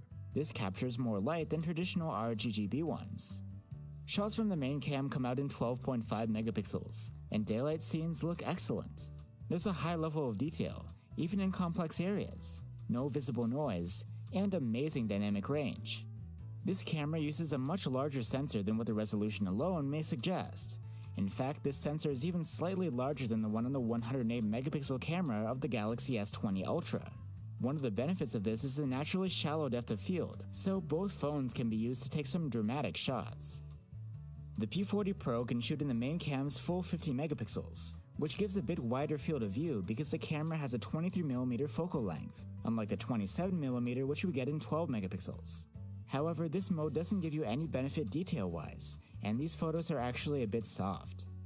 If you'd like an even wider field of view, then you can switch to the ultra-wide camera. These 10 megapixel photos come out with excellent resolve detail, impressive dynamic range, and accurate colors. This is hands down the best ultra-wide we've seen quality-wise this year, but the field of view is more narrow than what you get out of the Galaxy S20 Ultra or iPhone 11 Pro. The P40 Pro's ultra-wide camera has autofocus, so you can use it to take close-up macro shots. These come out looking quite nice. The 12 megapixel zoom lens has a native 5x zoom, and these are also really impressive. They have balanced sharpness, excellent detail, wide dynamic range, and low noise. Comparing at 5x zoom, these are much better than what you can get quality-wise from either the P30 Pro or the Galaxy S20 Ultra. Beyond 5x, you can use hybrid zoom. 10x zoomed images look decent, but beyond that you really start to see diminishing quality. The maximum zoom you can achieve here is 50x. Portraits are taken with the main camera together with the TOF. These are among the best portraits we've gotten out of a smartphone. Colors and sharpness are balanced. Edge detection is quite accurate, even around stray hair, and the defocused backgrounds look quite convincing. This is true when taking portraits of inanimate objects too, even complex ones. Let's move to low-light performance. Photos taken at nighttime with the main camera are great. They have a high level of detail, balanced exposure, good colors, very low noise, and spot-on sharpness. We generally like these shots better than those from the iPhone 11 Pro. But the S20 Ultra beats the P40, even if it's by a whisker. It takes some bright and sharp images, but they are also noisier than the P40s. If you turn on the P40 Pro's night mode, the main benefit is that more detail is revealed in the shadows, but there is no change in the already excellent highlights. There's no improvement to be had in terms of detail or noise. We even had some photos come out softer, so we think the 4 or 5 second wait for night mode is hardly worth it. With night mode on, the S20 Ultra still has the edge over the P40, and this time noise is pretty well covered up. Nighttime photos from the P40 Pro's ultra-wide cam are excellent, just as great as those from the main cam. They're sharp, detailed, and noise-free. Colors look nice too. As we saw with the daylight stills, the P40 Pro's ultra-wide camera blows away the competition at night. Turning on night mode results in a brighter, yet dramatically softer photo with less detail. We'd really recommend against using night mode with this camera. If you switch to 5x zoom at night, the results are usable, but not as high quality as that from the other two cameras. There's good detail, but the exposure is pretty dark, and colors are a bit off. Here is where night mode shines. It works wonders at brightening up the whole picture, improving the detail, and adjusting the colors. The P40 Pro's telephoto doesn't have as bright an output as the S20 Ultra, but the P40s are sharper and have more detail. Now let's talk selfies. The P40 Pro has a 32 megapixel front-facing selfie camera, which shoots in its native resolution. There's also a secondary IR depth camera to help with portraits. Selfies are excellent in quality, with good detail and pleasant contrast and colors. The dynamic range is wide, and since there is autofocus, you get consistently usable photos. Selfie portraits really benefit from the secondary camera. Subject separation is among the best we've seen from a selfie cam. You can shoot 4K video with the selfie cam, and the quality is good. Detail is decent, and the colors and contrast are quite nice.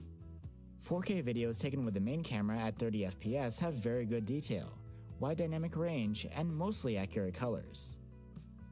The ultra-wide camera's videos are similar in quality to the ones from the primary cam, but the colors are rendered slightly differently. The 4K 30 footage is sharp, with good contrast and great dynamic range. The clips from the telephoto camera are quite nice. You can record in up to 4K at 30 FPS, and both dynamic range and contrast are great. Sharpness is good, but not great. The P40 Pro has 3 microphones, and in addition to stereo sound capture, the phone also supports audio zoom. When you zoom in the video, the audio also intensifies.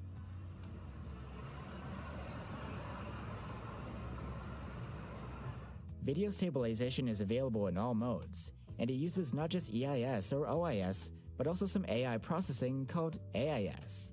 Unlike the others, there's no toggle to turn AIS off, but we do like the smooth and stable results. In low light, the P40 Pro takes great nighttime footage with its main camera. The exposure is even and the highlights are well preserved. There's no visible noise and footage is quite sharp. Still, in a direct comparison, the Galaxy S20 Ultra is marginally better. Its highlights are slightly better restored, and shadows are a bit brighter. From the ultra-wide cam, however, the nighttime quality from the P40 Pro is hard to beat.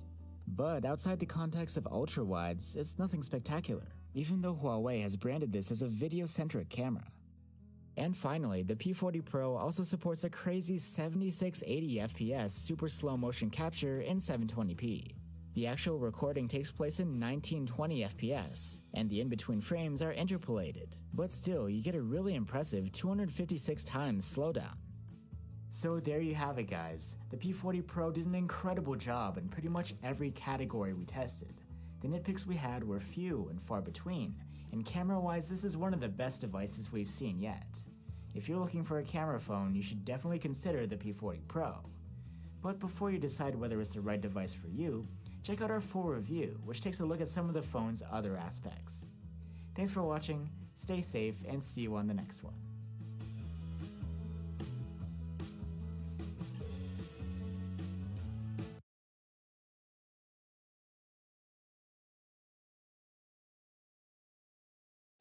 Modern look. Thick, absorbent layers. But these napkins aren't just elegant, they're surprisingly affordable. Hey, what's up guys, Will here for GSM Arena. The Galaxy S20 Ultra brings the most advanced camera setup we've seen from Samsung, and we felt like the best way to do it justice would be to make a separate camera review, though we'll provide a link to the other review as well. So what do these cameras provide that last year's Galaxy Note 10 couldn't? And is it worth the price? Let's have a look. The Galaxy S20 Ultra's quad camera setup is the crown jewel atop this particular slab of glass and metal. It has a 108 megapixel main camera, a 48 megapixel periscope zoom cam, a 12 megapixel ultra wide, and a TOF depth sensor. The main camera doesn't have a variable aperture like last year's models, and is missing dual pixel autofocus, but it does something else that's special. It combines 9 pixels into one, so the output is 12 megapixels, with hopefully much lower noise and improved quality. Let's look at some samples. In daylight, image quality is good. Color rendition is lively but not over the top. Dynamic range is wide, though highlights look better than shadows. There's very low noise and you get plenty of detail. However, compared to last year's Galaxy Note 10 Plus, there isn't much more fine detail here, and this rendition could be cleaner. Dynamic range is about the same as last year's flagship too.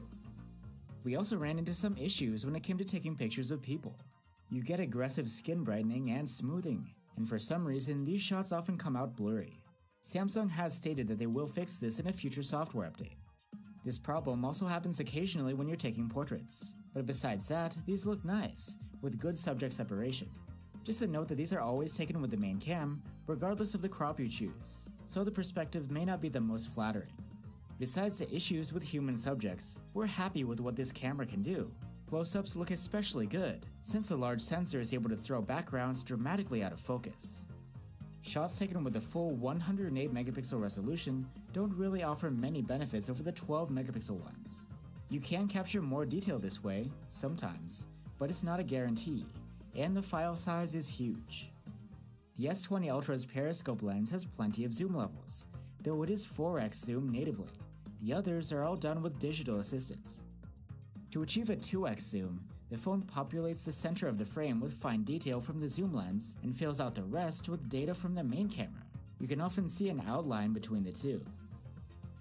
At this setting, the quality isn't much better than what you get out of the Note 10.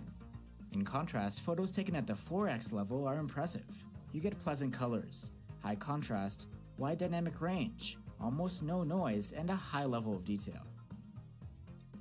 For some reason, the default magnification on the viewfinder is 5x, not 4. These photos are almost as good as 4x, but are a little softer due to upscaling.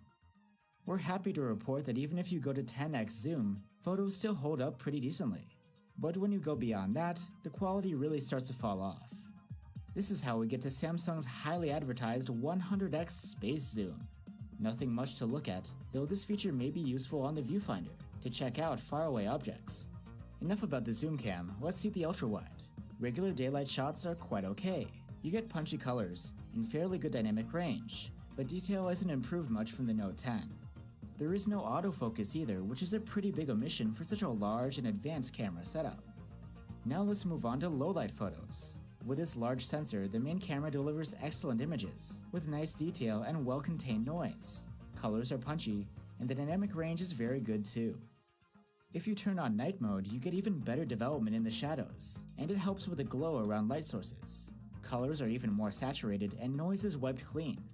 The bad news is that it can take up to 10 seconds to capture a night mode photo. When it comes to low light performance, the ultra wide angle cam is a noticeable improvement for Samsung. It manages to record decent detail when there's enough light, and has decent dynamic range for this kind of camera.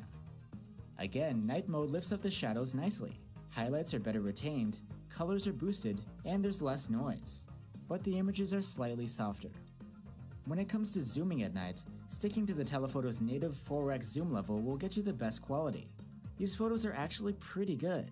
There's a lot more detail than you'd expect, and colors and dynamic range are impressive. Night mode is available here too, and gives you an improved definition of light sources, punchier colors, and a boost in shadows, but some sharpness is lost. You can zoom at the other levels, and even with night mode too, but these will result in softer images at lower magnifications, and almost unusable ones if you zoom in too far. Selfies are taken with a 40 megapixel quad Bayer front-facing camera. These are really good, with plenty of detail, nice colors, and excellent dynamic range. Just watch out when choosing the field of view. The cropped mode is really tight. But it does automatically zoom out when there are more people in the shot.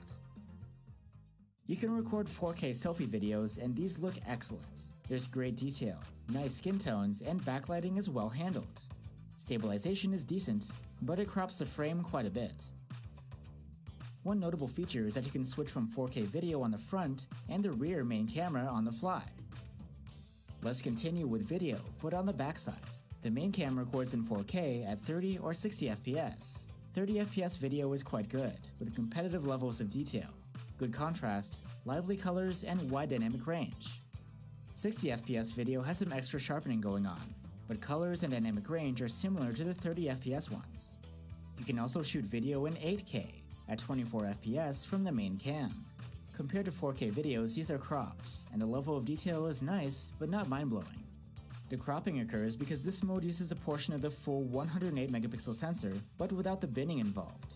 Unless you're playing back on a high-res monitor, it's really hard to see the benefits of 8K video compared to 4K. Now let's look at the videos by the zoom camera. At 4x zoom, the 4K 30 FPS output is coming natively from the telephoto. This footage looks excellent. However, turning on stabilization crops the footage, and it's still not that steady when handheld. Zooming in further, understandably, will lead to a loss in quality. The ultra-wide-angle cam's footage is nearly identical to what you get out of last year's Note 10, despite the different hardware. That's not a bad thing, and these videos are very good. The colors are also nicely matched to the main shooters too. Stabilization is available in all modes, and it's optional. You can disable it if you want. Then there's Super Steady mode, which uses the ultra-wide cam in both available magnifications. The tighter field of view is just cropped in further. In low light, video quality is awesome, a substantial improvement over the Note 10s. This footage has low noise, nice colors, and great dynamic range, almost as if night mode was on. There's a cool night hyperlapse mode too. Quality here is just as impressive, and we really enjoy the light trails coming from the car's headlights. It's much more dramatic than what you can achieve with the Note 10. One feature missing on the S20 Ultra is 960 FPS super slow-mo video recording. You get something similar, but it's recorded at 480 FPS and digitally interpolated to 960. But you do get a new feature called Single Take. It allows you to capture photos and videos from all rear cameras simultaneously for up to 10 seconds. The result is a mashup of photos, videos, and animated GIFs, hopefully usable ones, of the special moment. So there you have it, guys. Actually, all of the S20 Ultra's cameras provide some level of improvement over the Galaxy Note 10s. We're fans of the main camera's natural bokeh, and photos from the telephoto cam's lower zoom levels look amazing. The nighttime ultra-wide shots are impressive, and we're loving the nighttime video recording. However, there are some things that didn't live up to the hype, and it's strange that Samsung's marketing focused on them so much. Stills from the Life is more legal than you think, and LegalZoom is here to help. Whether it's registered. Hey, what's up guys? Will here for GSM Arena. The Xiaomi Mi Note 10 has just been announced, but we've already been able to test out its penta cameras. Let's have a look at the results, and stick around till the end to get our full verdict.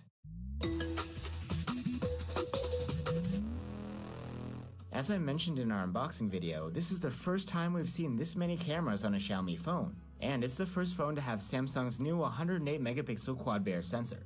Starting from the top, there's a 5-megapixel cam with 5x zoom, a 12-megapixel camera with 2x zoom, and the large 108-megapixel main cam. Below this setup, there's a 20-megapixel ultra-wide camera with autofocus, and a 2-megapixel macro cam. Let's start off with the main cam, which has OIS, and outputs 27-megapixel photos due to its quad Bayer arrangement. These shots look very nice, with a ton of detail thanks to the high resolution. There's almost no noise, colors are spot on, and dynamic range is very wide. You can shoot in the nominal 108 megapixels, but since this is a quad Bayer sensor, don't expect a huge improvement in quality. There is a marginal increase in detail, but you get more noise, a much larger file size, and each shot takes longer to save. Moving on to the 27-megapixel ultra-wide cam, which gives you a 117-degree field of view. Sharpness is alright, comparable to other ultra-wide-angle cams. The colors look nice and dynamic range is good, and distortion correction does a good job straightening the edges.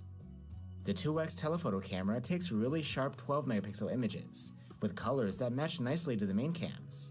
Dynamic range is wide too, but there is plenty of visible noise. Now let's get into the 5x telephoto camera, which is a bit complicated. It isn't a periscope camera. Xiaomi achieves this level of zoom by shooting with the central 5-megapixel area of an 8-megapixel sensor with a 3.7x zoom. The result is a 5-megapixel photo at 5x zoom, but then for some reason the Note 10 upscales that back to 8 megapixels, which you see here. The quality of these 5x zoom photos is nice. We never would have guessed that they'd been upscaled. There's plenty of sharpness, stabilization does a good job, and noise is kept under control. Here are some close-up shots from the dedicated macro camera, which can focus from as close as 2 centimeters. At 2 megapixels, it's not the highest resolution, but it does a decent job if you needed to magnify something. Portraits on the Mi Note 10 are taken with a 2x camera. The edge detection here is excellent, and the defocus background blur looks pretty natural. Now onto low-light photography. We really like the shots we took with the main camera. They're detailed and clean, with pretty accurate colors. There could be better dynamic range in the highlights, but it's alright. Night mode is only on the main camera for now. It works fine, but these shots take quite a long time to process, up to 15 seconds. The only benefit is the restored highlights, so it isn't really worth the hassle. This is also true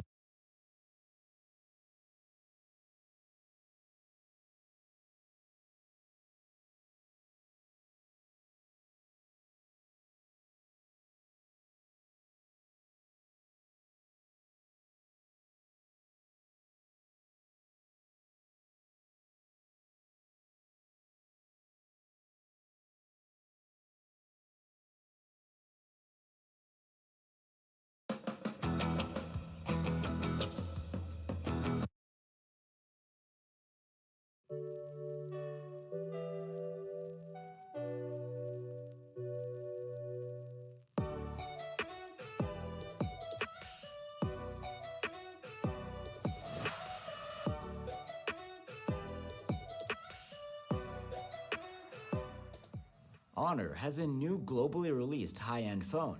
I'm talking about the Honor 400 Pro.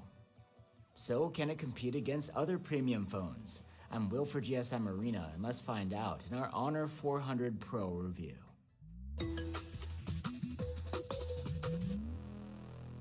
While its predecessor wasn't released globally, the Honor 400 Pro is here with full support for Google Apps and Services and 5G connectivity, unlike its Huawei cousins. On top of that, this phone has a lot to offer, including a durable design, a powerful chipset, versatile cameras, and AI features. The Honor 400 Pro has a glass back with a frosted finish, and an interesting looking camera bump with a trapezoid shape. This is a slightly curved design. Both the back and front taper a bit into a thick plastic frame. The phone feels solid and grippy enough in hand. Honor has souped up the ingress protection this time around. The 400 Pro is IP68 rated against dust and water submersion, and even has an IP69 rating against heated water jets. The display of the phone is a 6.7-inch OLED with a high resolution, a 120Hz refresh rate, and a slight curve along the edge. Similar to an iPhone, there's a pill-shaped cutout at the top for the selfie cam and a depth sensor. There's even a dynamic island-like functionality here, where the area around the cutout can display things like timers and shortcuts to multimedia. Overall, this panel performs great. It's sharp with a pixel density of 460 ppi, and there's support for 10-bit color depth and HDR10 video playback. The brightness is good here too. While we measure only around 600 nits maximum with a manual slider, this can boost to nearly 1500 nits in auto mode when needed, on par with other high-end phones. The 120Hz refresh rate smooths out your swiping and scrolling, though it isn't as adaptive as what we've seen on other phones. It didn't dial down when idling on the home screen, but at least it does dial down to 90Hz when going into YouTube for video playback. The Honor 400 Pro has a pair of stereo speakers, and they scored a mark of very good on our loudness charts. The sound quality features well-presented highs and alright vocals, but the bass is minimal. You can listen for yourself with a comparison tool linked below. You can wake up and unlock the phone with an optical fingerprint scanner, and it works great. And the Honor 400 Pro has an IR blaster, so you can use the phone to remotely control appliances with. And the phone can come with 256 or 512 gigs of storage on board. That isn't expandable through microSD card. The software interface of the 400 Pro is Honor's Magic OS 9 on top of Android 15. It brings plenty of customizations over stock Android. Like I mentioned earlier, with Honor phones you get the full Google Apps Suite, Play Store, and Google services, unlike devices from the ex-sister company Huawei. That's always worth repeating as people still tend to confuse this aspect of their phones. Large folders used to be more of a novelty, but Honor has now added the ability to resize them. And something unique is the Magic Portal functionality, Honor's system-wide copy-paste solution. If you long press on something like an image, a bar appears on the side with pre-selected apps and actions. These include searching, adding to an email, or putting down a note about the highlighted item. You can extract text from images too. Honor has also made cross-device sharing easier with the Honor Share app. If it's installed on another device, you can airdrop files between them easily. Now let's get into AI-based features. Google Gemini comes baked in with all of the extensive functionality that it can provide. On the Honor 400 Pro, you can do live translation and transcription of audio into text. The phone can even listen to a call and translate into text in real time. Another super cool feature you'll find here is photo to video. It's driven by Google's Veo 2 video generation model. It allows you to take any still photo and turn it into a 5-second video. The results can be hit or miss, but sometimes they're really impressive. There are also plenty of AI editing tools available within the gallery. And for support, Honor has promised 6 years of updates for the 400 Pro, but they're not very specific about whether that actually means 6 major Android updates. The chipset of the Honor 400 Pro is a Snapdragon 8 Gen 3. It's not cutting edge anymore, being the top Qualcomm chip from 2024, but still it's one of the best chipsets on the market. In benchmarks, the Honor 400 Pro earns great scores, only being bested by this year's flagship phones with more current hardware. There's plenty of power here for heavy gaming and multitasking, and a fast and snappy experience overall. The thermal management isn't terrible. During our prolonged stress tests, the phone throttled to 62% of max CPU performance, which is quite alright for a high-powered chipset. The Honor 400 Pro has a 5300 mAh battery, and the battery life is good here. In our testing, the phone earned an active use score of 13 hours and 54 minutes, with solid scores across the board. The Honor 400 Pro supports 100-watt wired charging, and there's no charger in the box. However, Honor is giving away a free 100-watt adapter with the phone via its official web stores. When using such a charger, the Honor 400 Pro was able to go from 0 to 53% in 15 minutes, and a full charge took 38 minutes. Quite speedy. There's also support for 50-watt wireless charging, plus reverse wireless charging, and reverse wired charging too. The Honor 400 Pro has a triple camera setup on the back, which includes a main cam with a 200-megapixel sensor, a 3x telephoto zoom, and an ultra-wide with autofocus. Daylight photos from the main cam are good. They're sharp and detailed, with saturated, punchy colors. We're not huge fans of the HDR processing here. It looks like the dynamic range is a bit limited, with highlights coming out too bright, or even clipped. 2x digital zoom is a bit inconsistent. When the shots come out well, they're close to the regular 1x photos in terms of quality, but they can also come out soft and out of focus. In low light, the main cam's photos come out good. They're detailed and impressively clean, with punchy colors and added sharpening. Light sources are well contained.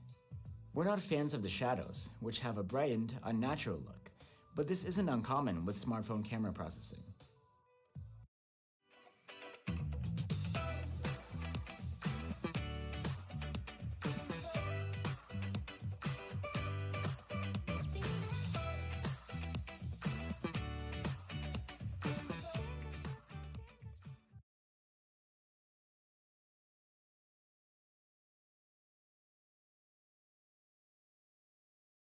The telephoto cam's 3x zoom photos are nice, with very good sharpness and detail. The colors, contrast, and exposure match those of the main camera. Highlights are again on the edge though, and the rendition of foliage and grass could be better. There's also a 4x zoom toggle on the viewfinder. It's a digital crop from the telephoto cam's output. The results are surprisingly good, with hardly any loss in sharpness or detail. In low light, the telephoto cam's 3x zoom shots look great. They're clean, sharp, and detailed. The processing is pretty comparable to the main cameras. The ultra-wide camera's processing is a little different. It retains the vibrant look, but the highlights seem more balanced, and the contrast is slightly higher. We're also happy with the overall quality. Sharpness and detail are flagship grade for this sort of camera. And since the ultra-wide has autofocus, it can take macro close-ups, and they come out quite nice. At night, the ultra-wide photos have plenty of detail and wide dynamic range. There's a ton of artificial sharpening added, but still these shots are not very sharp. The quality is good for this sort of camera though. Selfies come from the 50-megapixel front-facing camera, and they're solid, with plenty of detail, good dynamic range, and lively colors. But in difficult scenes, the camera struggles to get the right exposure. We also wish there was autofocus on this camera. The Honor 400 Pro can record 4K videos in up to 60 FPS with the main and zoom cameras, while the ultra-wide and selfie cameras can record in 30 FPS. The main camera's videos have vivid colors, nice contrast, plenty of detail, and crisp rendition. Dynamic range is good too. The telephoto camera's videos aren't as sharp, but have a near identical rendition when it comes to colors, contrast, and exposure. The results are quite good for the class. The ultra-wide camera's footage is softer still, but there's good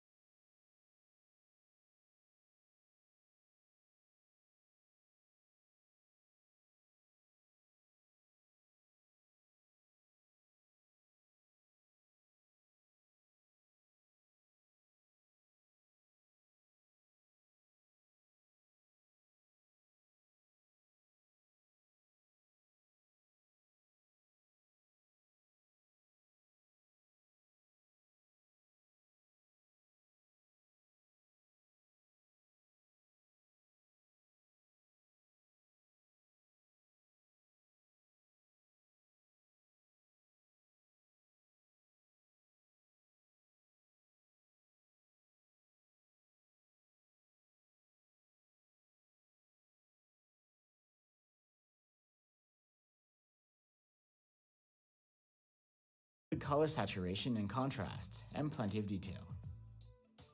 Video stabilization works great. There's no jitter or distortion, just smooth video recording in 4K. And at night, videos from the main cam have some great colors, while detail and sharpness are more than decent. So there you have it, the Honor 400 Pro. It's a great phone all around, with a bunch of high-end features and flagship-grade cameras. Our only nitpicks are that this phone has a plastic frame, and the chipset is from last year. And if the performance is important to you, you can find phones with this year's chipset for the same price. Other than that, the Honor 400 Pro is a high-end camera phone that's worth checking out. Thanks for watching, guys. If you're looking for alternatives on our channel, you can check out our reviews of the Poco F7 Ultra and the Samsung Galaxy S25 Plus. Let us know what you think, and I'll see you on the next one. My boyfriend and I have been arguing because he won't pay for YouTube Premium. But it's okay because I've just downloaded ad.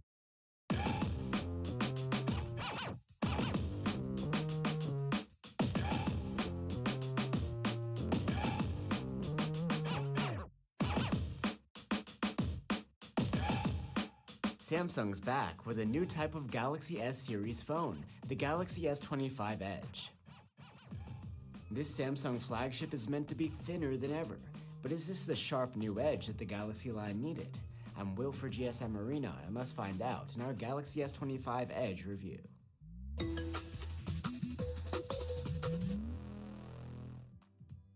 The Galaxy S25 Edge is the newest member of the S25 family, and its claim to fame is being extra thin and light for its size.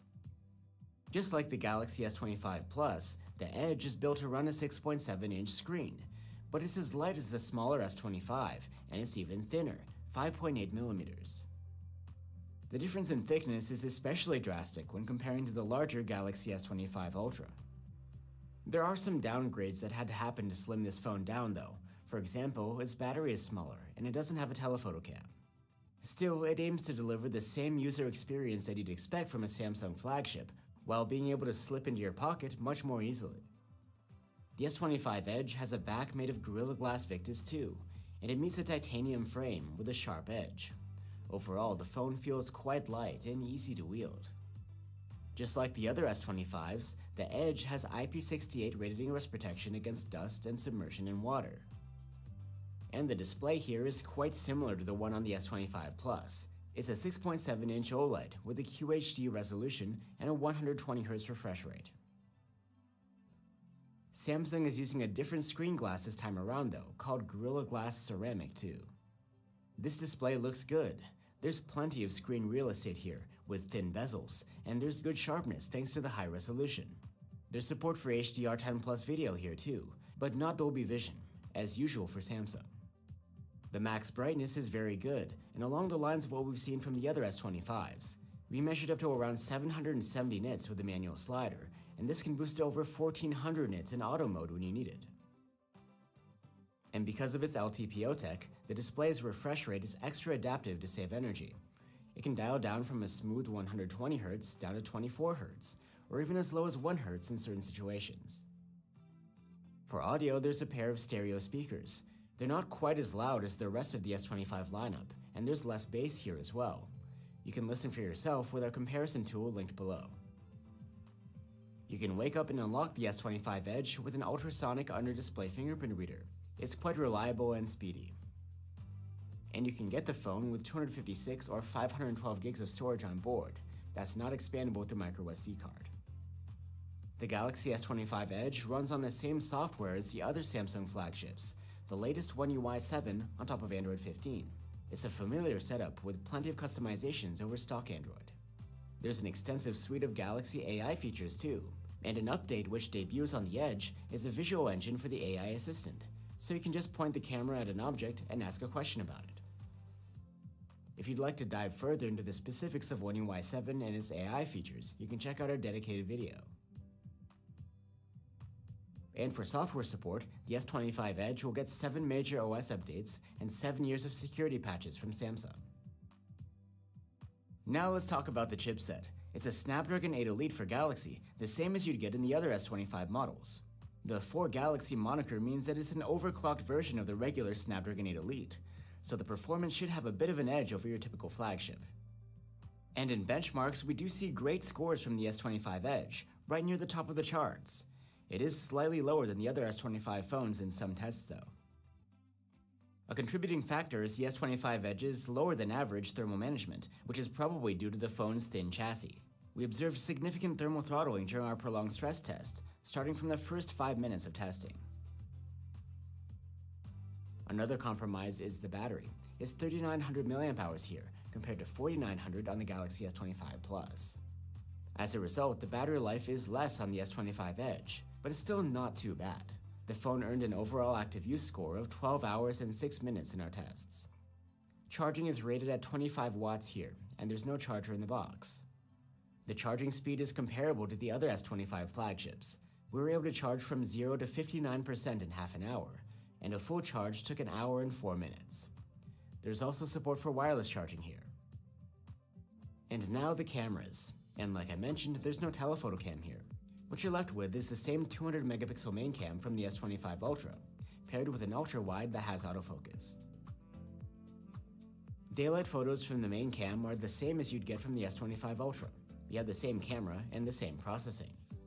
These photos are sharp and detailed, with wide dynamic range, and the colors are likable without going overboard with the saturation. And shots of people come out great too. Although you might miss a dedicated telephoto camera, 2x digital zoom from the main cam is pretty good. The shots are a little less sharp than the regular ones, but they still hold up well. In low light, we weren't too impressed with the main cam's default performance. Although there is an automatic night mode, it will rarely kick in, so you most often end up with rather soft and noisy photos, with some clipped highlights. At least there's plenty of detail, and the colors are accurate. You can manually toggle on the night mode and it fixes some of the issues, clearing up the noise and adding some sharpness. The night mode also improves contrast and adds some color saturation, making the photos much more likable. And here's a look at 2x digital zoom at night. If the night mode is turned on, the results are quite usable. Daylight photos from the ultra-wide cam are solid, but not spectacular. They're the same as what you get from the Galaxy S25. The difference is that this camera has autofocus as well, so it can shoot closer subjects without a hitch.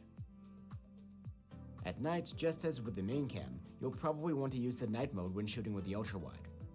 Here's what the shots look like by default. With the night mode on, the photos still aren't terribly sharp, but they are decently detailed, with wide dynamic range, and colors and contrasts that match the main camera's processing. The S25 Edge has a 12 megapixel selfie cam with autofocus, the same as the rest of the S25 series. The selfies are excellent, with natural colors and skin tones, wide dynamic range, and plenty of detail. The S25 Edge can record video in up to 8K with this main cam, while the ultra-wide and selfie cameras can shoot in 4K.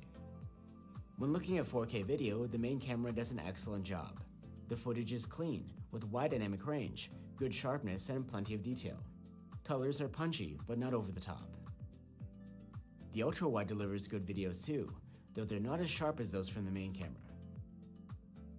The electronic stabilization works great here. It's some of the best around. Footage comes out very smooth.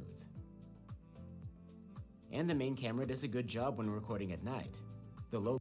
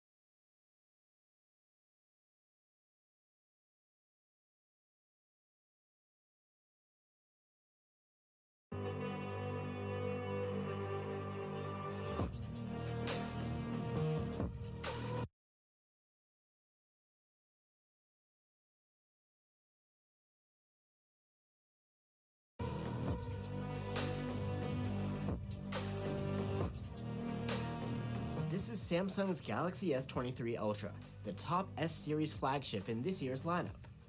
While the lower tier S23 phones aren't too different from last year, the Ultra brings an exciting 200 megapixel main camera.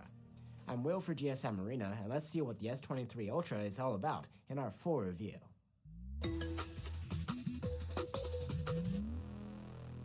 The S23 Ultra builds upon what we saw with last year's S22 Ultra. It's a large, squared-off smartphone that is the spiritual successor to the Galaxy Note series.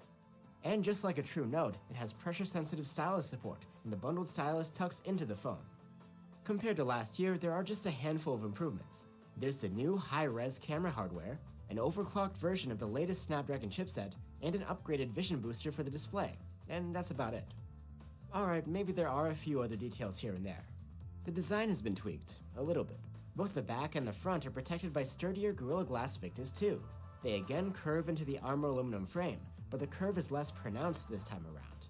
Also, there's a heavier accent on the rings around the cameras.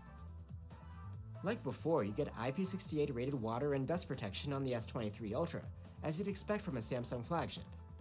But this year, Samsung used more recycled materials in the manufacturing of the S series in order to be more eco-friendly. Besides the screen glass, the S23 Ultra's display is basically the same as last year. It's a 6.8-inch dynamic AMOLED with a QHD resolution and a 120Hz refresh rate.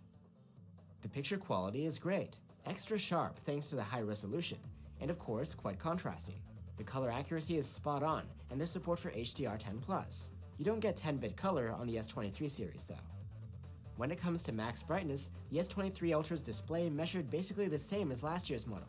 We achieved 830 nits maximum with a manual slider, and that boosted to 1270 nits in auto mode when in bright conditions. The refresh rate is also handled in a similar fashion as before. You get the full 120Hz when swiping around to smooth out movements on screen, and when the screen is idle, we saw it dial down to as low as 24Hz, though Samsung claims it can go even lower due to some low-level system tweaking. There is one new development this year, and that's with the Vision Booster. It automatically adjusts the screen's color and contrast based on ambient lighting, and now covers 3 different lighting conditions. The S23 Ultra has a pair of stereo speakers with Dolby Atmos support, and this is where we see another upgrade. They're louder than last year, and the sound is richer, with clear vocals, nice treble, and some noticeable bass.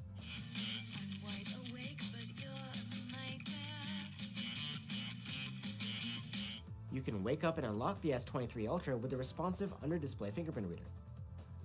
Storage on the S23 Ultra isn't expandable through microSD, but you can get the phone with 256 or 512 gigs on board, or even a whole terabyte. But if you need even more space, you might be interested in today's sponsor. Terabox is a cloud storage provider with over 100 million users worldwide, and their free cloud storage plan is huge, with up to a terabyte available right off the bat. No matter which device you're using, you can easily access your Terabox storage through a web browser or the Android or the iOS app. There are plenty of features you'd like to see from this type of. We've already touched upon the S23 Ultra's active stylus support. It hasn't changed a whole lot since last year, but it's still a really unique feature. This is one of the most advanced stylus setups out there. You get 4,096 levels of pressure sensitivity and low latency like last year. With the Air Actions functionality, you can also use the S Pen as a remote for things like the gallery, web browser, or camera. Quick Note lets you add entire web pages as scrapbook items in Samsung Note if you're using Samsung Internet Browser. The S23 Ultra can translate your handwriting into text, with support for 100 languages. And Screen Translate can translate single words into a pre-selected language if you just hover over them. Screen Off Memo lets you take out the stylus and write notes on the fly without needing to wake up the phone. And Smart Select allows you to take differently shaped screenshots, extract text from them, or pin them on the screen. Besides the S Pen functions, the interface itself is the same as on the other S23 phones. It's Samsung's One UI 5.1 on top of Android 13. It's even more customizable than previous versions of One UI, and is faster too, thanks to behind-the-scenes optimizations. We have a dedicated video about One UI 5 if you'd like to find out more about its specific features. Like the rest of the S23 family, the S23 Ultra is powered by the Samsung exclusive Snapdragon 8 Gen 2 for Galaxy. It's a version of the flagship Qualcomm chipset with an overclocked CPU and GPU. It provides clear improvement in both CPU and graphics performance compared to the Snapdragon 8 Gen 1 and last year's models. Plus, there's support for advanced memory technologies like UFS 4.0 and LPDDR5X RAM. In benchmarks, the S23 Ultra's performance is impressive, leaving last year's flagships in the dust. Heavy gaming is a breeze here, and there's more than enough power to multitask without a hitch. And on top of that, the S23 Ultra's thermal management is surprisingly decent, and it did a good job throughout our 1-hour-long stress test. The Ultra's battery capacity hasn't changed this year. It remains at 5,000 mAh. Still, battery performance has improved over the previous model, thanks to the more power-efficient chipset. The S23 Ultra scored a great endurance rating of 126 hours in our tests. The charging is rated at 45 watts, like last year, and again, there's no adapter included in the box. With a proper 45-watt Samsung adapter, we were able to charge the S23 Ultra from 0 to 68% in half an hour. There's also support for wireless charging and reverse wireless charging. Now we're finally onto the cameras, which are perhaps the main attraction of this phone. The star of the show is the new main camera, which features the 200-megapixel Samsung HP2 sensor. It bends 16 pixels to 1 to create 12-megapixel photos. The HP2 features super quad-pixel autofocus, an upgrade over the dual-pixel tech used in other Samsung phones. It can detect both horizontal and vertical phase changes, so it's more dependable in various situations. Another improvement is that Expert RAW is now integrated within the main camera app, instead of being a separate one. Besides, another improvement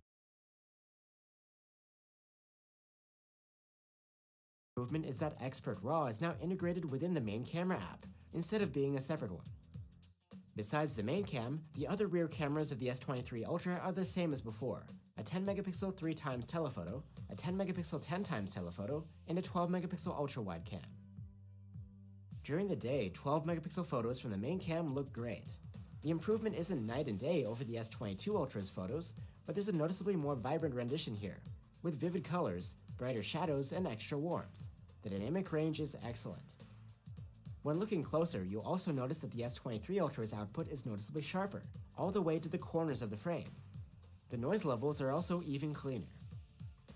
The S23 Ultra's main cam can also shoot high-res photos, and let's start with the 50-megapixel ones. These provide a bit more detail and definition, and we'd say that comes with no penalty in dynamic range. 200-megapixel photos are more of a tough sell. The detail benefits don't outweigh the inconvenience of the huge file size, and the dynamic range suffers a bit. Portrait photos taken with the main cam are good, with excellent subject detection and warm skin tones. Overall, they don't seem to be a huge improvement over last year though. Portraits taken with the 3x telephoto also have great edge detection, and the quality is notably sharper and more detailed than the S22 Ultras. The 3x telephoto's daylight shots are nice and comparable to last year's, but the processing has changed a bit. The noise reduction has been toned down, so images are a bit grainier, but the detail is crisper. The HDR, on the other hand, seems to be more aggressive now, resulting in a brighter image overall. With the 10x zoom camera, it's much the same story. There's solid detail, a slight increase in noise, and an overall brighter appearance now. The ultra-wide camera's photos have better noise performance this time around, but otherwise they're the same as before. The detail level is very good, colors are likable, and the dynamic range is plenty wide. Plus, since the ultra-wide has autofocus, you can take close-up macro shots with it, something that isn't possible on the other S23 models. If it detects low light conditions, the S23 Ultra can apply its auto night shot processing to its photos. Taken with the main cam, these have abundant detail, minimal noise, and well-preserved colors. The exposure is balanced, highlights are well-preserved, and you get good development in the shadows. For dimmer or more contrasty scenes, you might want to toggle on the dedicated night mode. It provides benefits in the shadows and light sources. There is some extra sharpening though, which can look artificial. Here's a low-light comparison to the S22 Ultra. The new model brings improved detail with better definition and less noise. If you're zooming at night, this is what you get at 3x, with the auto night mode engaged. It's alright, but the output is a bit blotchy. Toggling on the dedicated night mode clears up some issues. The photos are a little darker overall, but there's less noise and sharper detail in the shadows. The dynamic range is a bit improved too. The 10x telephoto is a bit less reliable in the dark. If the light is too low, you'll get a digital crop from the 3x camera. When there's some light to work with, you will get output from the 10x camera, but images still turn out rather noisy.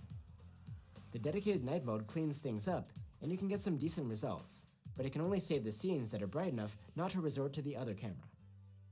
The ultra-wide camera's low-light performance is decent. With the auto night mode active, you get good dynamic range, well-preserved colors, and good detail and better lit areas. Shadows do end up noisy though. Toggling on the dedicated night mode makes a nice improvement. These shots are cleaner and better detailed, and the dynamic range is boosted too. Just like the rest of the S23 lineup, the S23 Ultra has a new 12-megapixel selfie cam, which has autofocus. While it may seem like a downgrade on paper from the 40-megapixel selfie cam in last year's model, the quality isn't too much different. The dynamic range is excellent, the detail level is good, and the colors are accurate. The noise does seem to be handled better though. Now on to video recording. The S23 series supports 8K video capture at 30 FPS, rather than 24, and the S23 Ultra uses the full width of its sensor for recording, unlike last year, which was cropped. The results are sharper and more detailed than the S22 Ultras as well. 4K videos from the main cam look just as good, with great detail and no noise. The dynamic range is respectable, and the colors have a likable amount of saturation.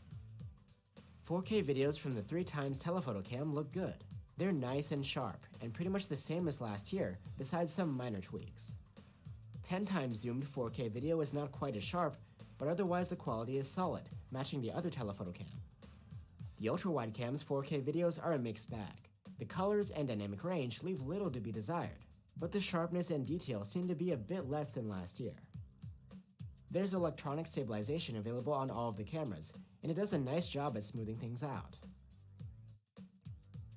In low light, the main cam shoots excellent 4K videos. The dynamic range is wide, with well-contained highlights and developed shadows. The colors are also well preserved. The results are also sharper than what the S22 Ultra is able to achieve. The 3x telephoto cam isn't a fan of the dark, and the video is rather noisy. It's still usable though. At 10x zoom, the quality degrades even further. Nighttime 4K videos from the ultra-wide cam are decent. While they're not as sharp and detailed as those from the main camera, the colors and dynamic range are still good. So that's the Galaxy S23 Ultra. There's a lot to like here.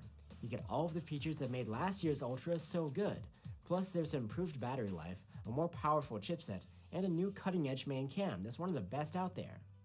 None of these are exactly game-changing, and it would be hard to see people upgrading from last year's model. But the S23 Ultra is the best that Samsung has to offer right now. And if you can afford it, it's definitely worth recommending. Thanks for watching, guys. If you're looking for alternatives to the S23 Ultra, one place to start could be the Galaxy Z Fold 4. Or you could consider the iPhone 14 Pro Max. Let us know what you guys think, and I'll see you on the next one.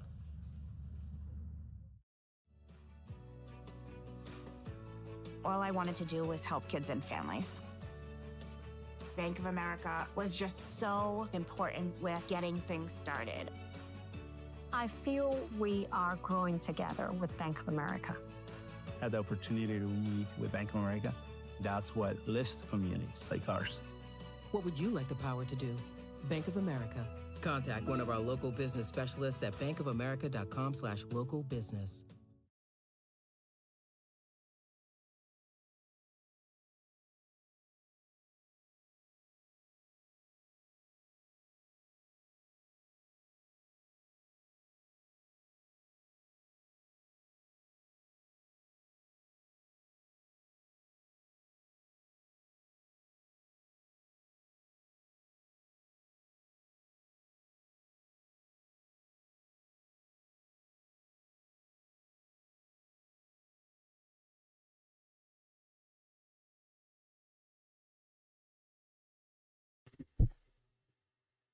Yo, what's up, my brother? Welcome back, bro. Yes, sir. How you doing? Oh, shit.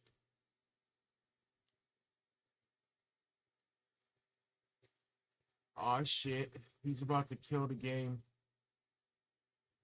About to kill the game.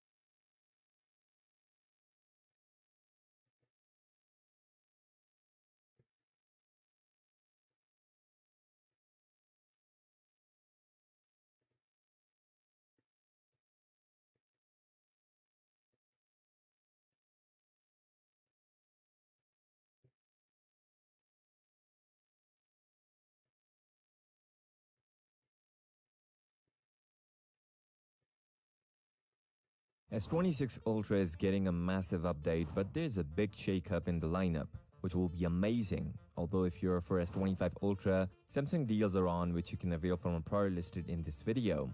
S26 Ultra and third generation appeared online in the firmware, and there are some shocking updates we can see from Samsung. First, let's talk about the S26 Ultra. There's a good news. Samsung will be adding the next generation Snapdragon 8 Elite in the S26 Ultra. The firmware reads PMK8850 serial number, which refers to the next generation of Snapdragon 8 Elite. Samsung is not adding this chipset in the entire generation, as I talked in my previous videos, because they're going to add a new Exynos 2600 and in-house chipset in the other two models.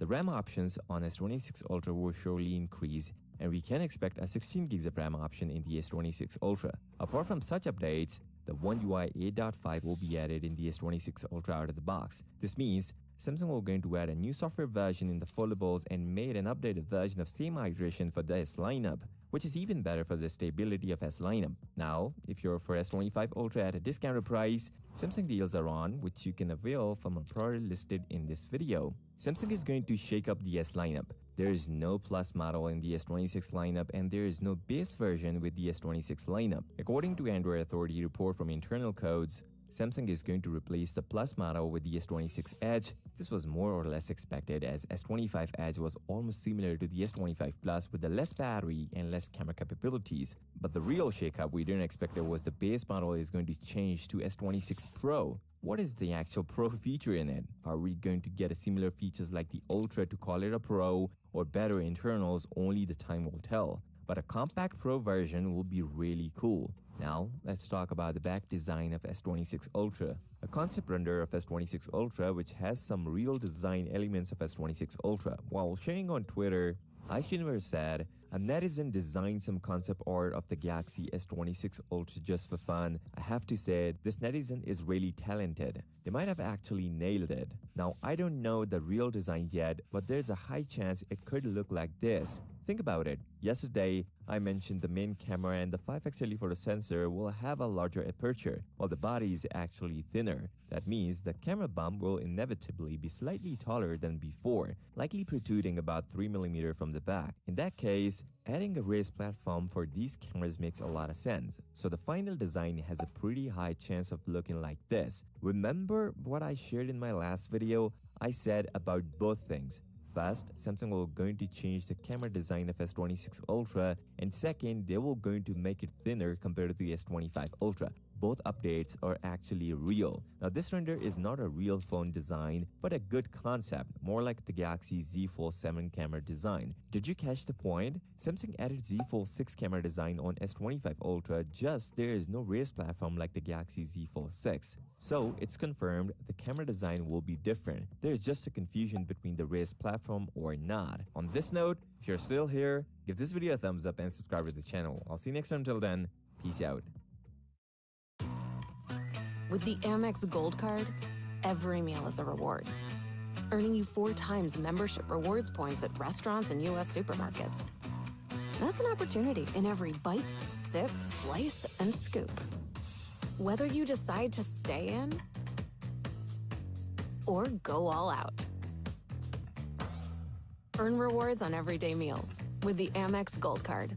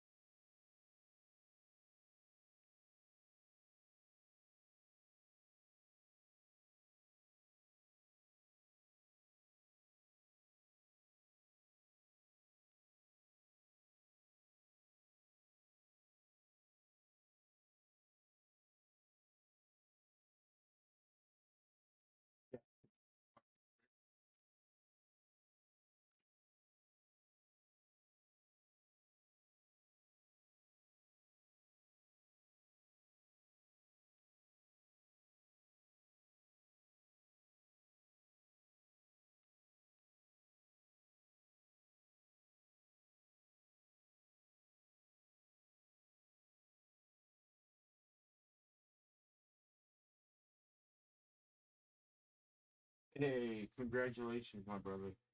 Hey, for real, congratulations.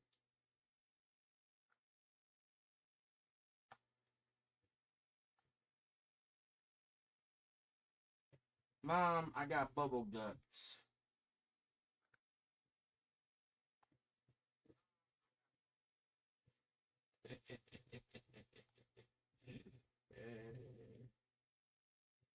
Mom, Mom, I got bubble guts. Mom, I got bubble guts. Bubble guts. Guts in the grass, guts in the grass.